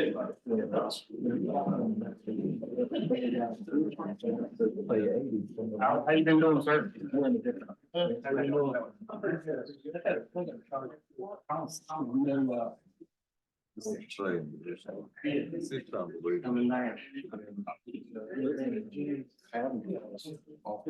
You see it? He's scrapping it up now. Said the method was, Said something's on the job, that's for a comparable job. Different city or? Well, y'all get them out.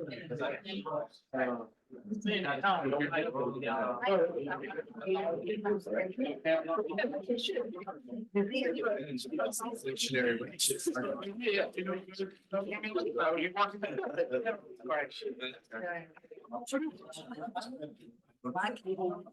Just in time. I say.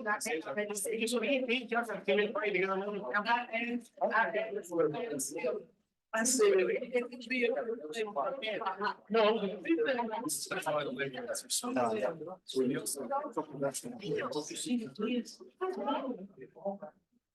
Someone needs to check. Would they have all that? I'll work on some clients. We're back and getting up.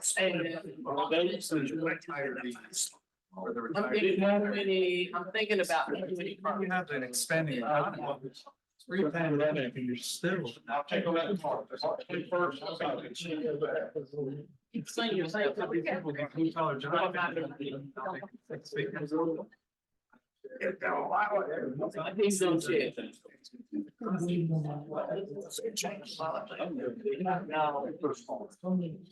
It's moving forward. And then But your challenge with that is that you can't keep people in those jobs long if someone offers them the opportunity to go somewhere else. You can stay in this job 20, 30 years on. Oh, no. My son. No, it's Joey, that's what, 20 years, buddy. That's it. But, I mean, now we're gonna have to run over every couple of years. And it's just a different work environment. And that requires a different structure. That's why the spans will have to get smaller. The turnover is gonna happen. Someone supervising 10 people and they was don't in that position. Greensboro, they had train them at RCC because they had like, and then they sent some to Japan. I didn't go, so I'm not. Yeah. I live in there. I tell them how to get all my kids to college. My work day, I was sick today. So I came in 2 hours to do the telling, and then I came back. But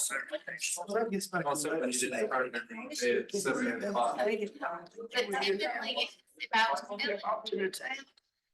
trying to think about it. Take coffee shop. These tests are really hard. It's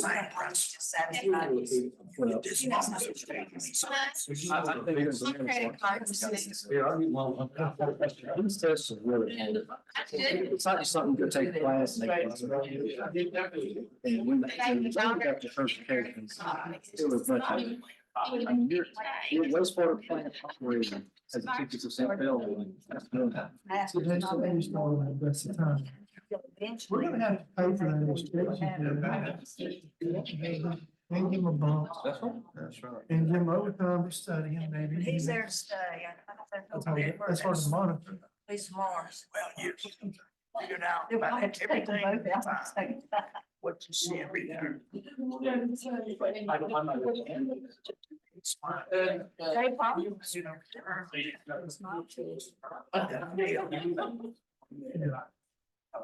We talked about. It'll be those three on the. It's just like. It's a. I'm gonna tell you, I have. Get a couple of write-ups. You don't drive.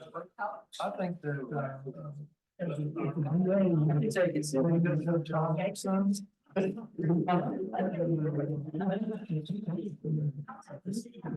sounded like a teacher when you was playing all that. Yeah, where we dance. People at a chalkboard. Started with the chalkboard, now they don't even know what that is. Yes. Okay.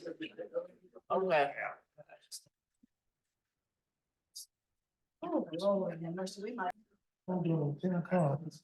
you gonna make it egg and cheese. And it's small. Manager's on board. We were on new business. The cost of house. Sorry, the problem. That's right. So I was asked by a couple members of the board to have something in the packet on that, so. It's a placeholder if that's something the board wants to discuss. I'll table it to another meeting. I know there've been conversations about trying to address.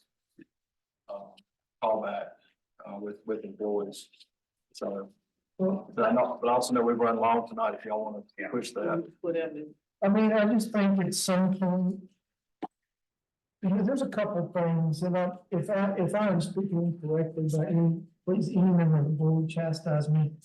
But I think the things that we're kind of getting weary of is calls about the water, and then there are multiple categories.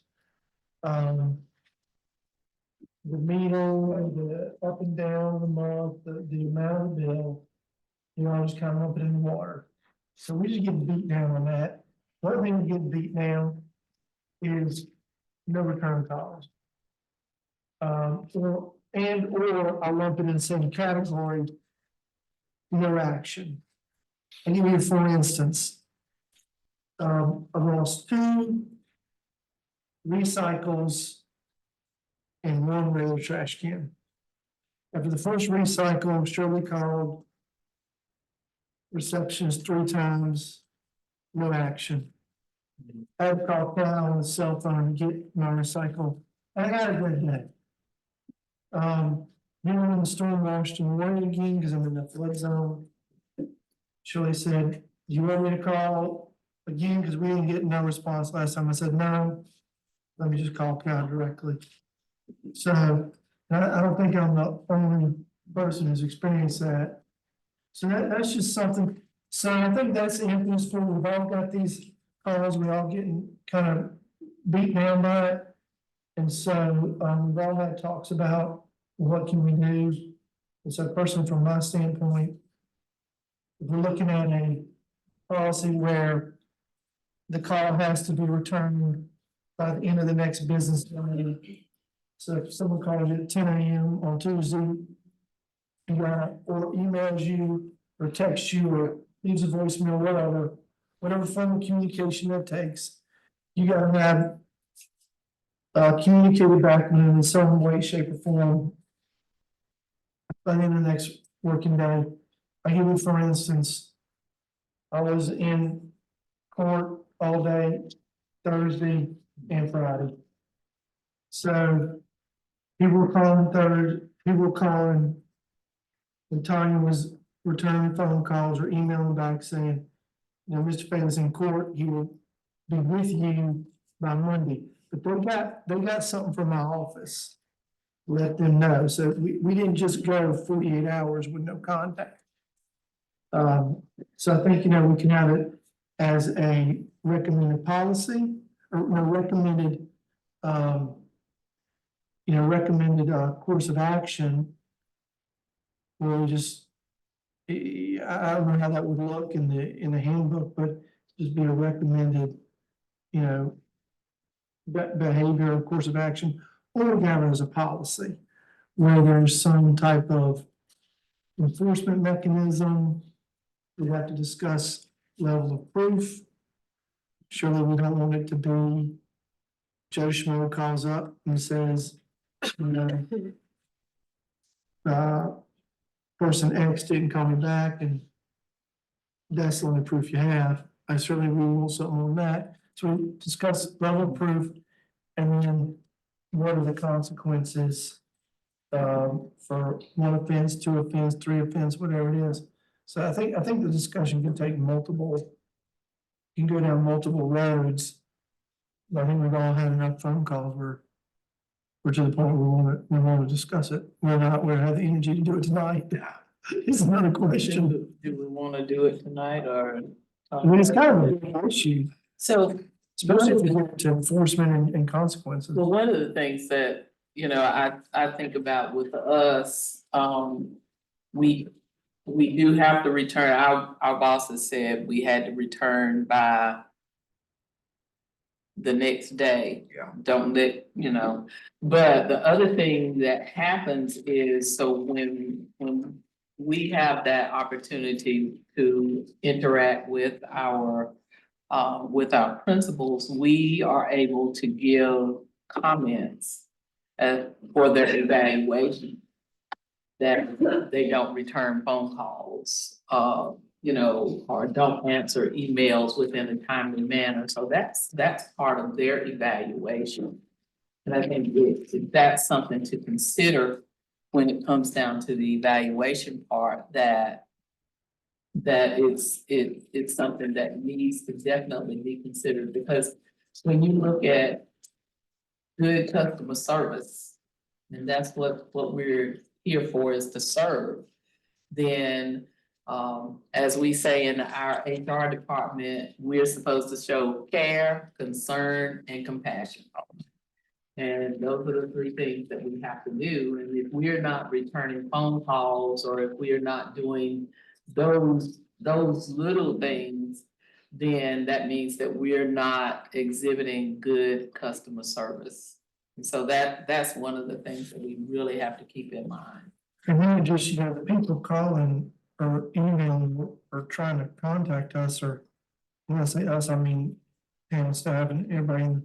If we don't call them, we just making them matter. They follow us. When staff doesn't return phone call, the very next call is to one of us. And so we know it's happening and we know it's happening a lot. And it's just professionalism, a certain level of professionalism to pick the part and return us all in a 24-hour period. Nobody's that busy. I mean, they're just not. If you start the practice, it'll filter from the top down. But if it's not being done in the building at all, then we got a problem. Okay, if we. We're holding on to that kind of.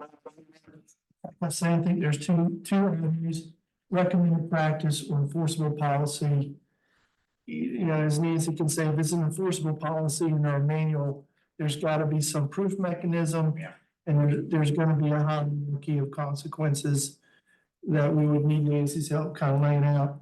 If it's a recommended practice, we could still probably have stuff like what Wilma said, where, okay, you know, there's no official write-up, but we're gonna remember this at your evaluation, but we still have to have some type of proof other than someone just calling it, because then, someone could just do it out of spite and say, well, Exactly. you know, Jack didn't call back and Jack be like, I don't know what he's talking about, I was on vacation.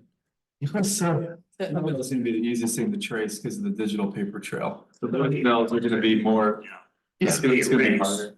And, but, you know, it is something to talk about. but if it came down to it, mine would be as a recommended practice at this particular point instead of a policy. That's just my thoughts. And I'm okay with, I think we'll start somewhere with it. So that, I think about, I haven't looked at what our Google rating is, but I know some other governmental bodies have a very low rating just because people feel like their calls aren't being taken seriously. They're not getting a return call. Can I say something? Sure. Sure. My problem is, we have no communication. Well, maybe break up something, we don't know. What'd you say? No communication from the town, from the, anywhere down here. Or like, those pin cable lines on Richard Street over there, might cut a wire line. Richard Road. And I have to cut it, only have to get everything straightened out. But we need to know who's to come to town and do work. By somebody. We won't get any email, we won't get nothing. I'd suggest like, we talked about increasing the activity on the website to help out. I think it could alleviate direct contact necessity, like your example with the trash cans that was lost. I know a lot of our citizens aren't tech savvy, but there's a lot of things I think we can do with the internet to help actually improve customer service and really take some burden off public works and really increase their efficiencies too. We can talk about that in the budget session, because we'd have to hire a website engineer, but we're very backwards that we don't have these things online right now. It'd save us a lot of money in the future. Kim and I have already been working with, looking into replacing the website, because one of the challenges of it is it's not user friendly.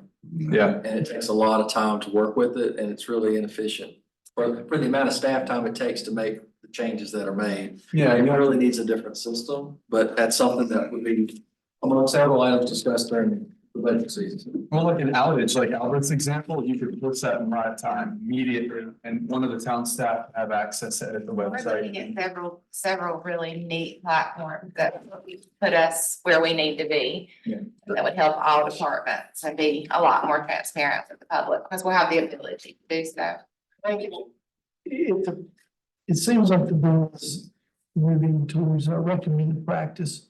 If that's kind of a consensus, I mean, could you draw something for us at the next meeting about, or work with Nancy on what that implementation of that as a recommended practice, what that would look like? If it's a practice, there wouldn't need to be something that the board would have to take any action on, because that would make it a policy.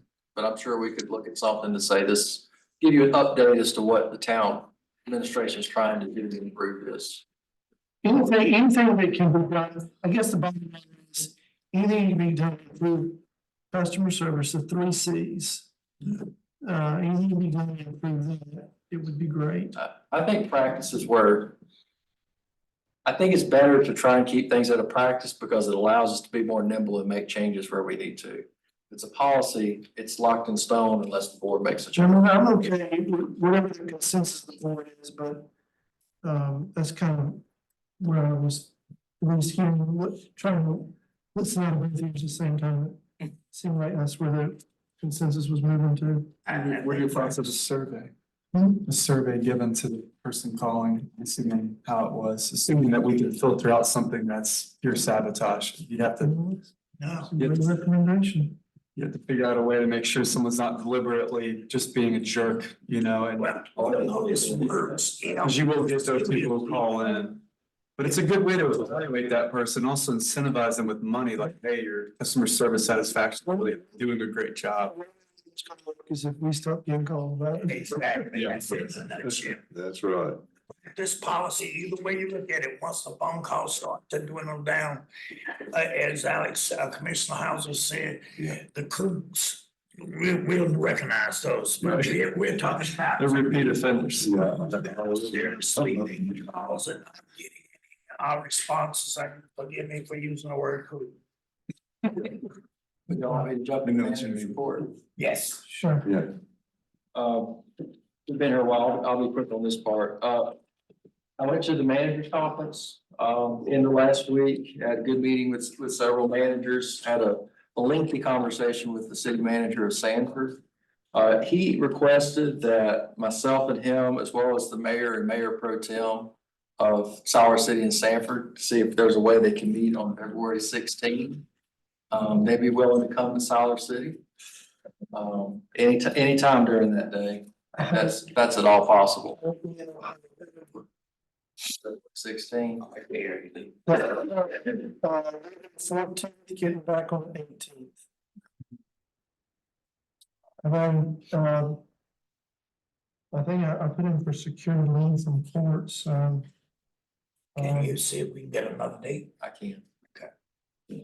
They're eager to sit down and talk because right now, is there anything, that's the date I was given, so I have to go back. maybe the 12th or 13th? Yeah, that's that. I'm shooting in the dark. That was the only date I was given that they were free at this point. So, I'm sorry. 16th, I mean, 15th, either for that hearing. well, they're eager to put a face for the board forward. Sanford and Siler City meet quite a bit and talk on the staff level, but they've been rather faceless to the board, so trying to move the board. Some of the leadership of our elected officials and theirs, they're trying to bridge that gap there. We've had some, I know there's been some discussions about having a special meeting this week to discuss our plans for development. So would there be availability on Thursday? Yeah, at work. Board. Thursday for special call. This is for development issues. Yeah, it's just with Sam, I'm sorry. This Thursday. This Thursday.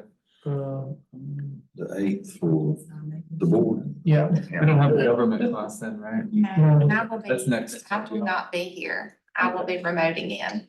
Okay. What time? Can you, functions remotely? William? No, I don't think so. Cause I was worried about that, cause Just there's take minutes. it's a special call, so we're just going into developmental / economic issues. But, I mean. I suppose she could do that. I don't know the reason why she couldn't do that. The reason I ask the question is because the government lifted the state of emergency, which requires us to be here. So I didn't know if that also applied to the town. I don't vote. It does. I don't think so. Doesn't? It applies to y'all because it affects how you can vote. No. Kim doesn't vote. Right. Okay. All right, we're good then. 6:30. 6 or 6:30. That's up to the board. I like to go, Sick. I like to go 6. People might be here till 10. Yeah. 6 on Thursday. I know we're having some discussions about development and we've talked also about the UDO and just staff needs some guidance on where we're going. Okay.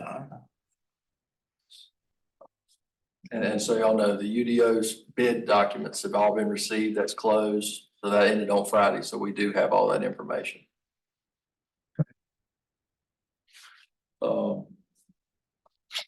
I know staff is also currently working with Mount Air and hoping to reach A resolution, a so resolution. we don't have the 15th hearing. Right. How do you feel good about that, or how are you feeling about that? Right now. Those are big figures. I'm feeling pretty good right now. Okay. Yeah.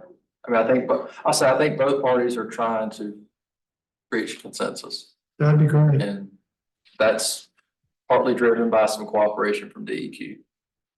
And then are they upgrading their wastewater? Upgrading their wastewater. Jim's here. Do you mind if I ask a question, Jim? You upgrading your pre-treatment? Yes, sir, we're in the process of getting that done. We're in the design.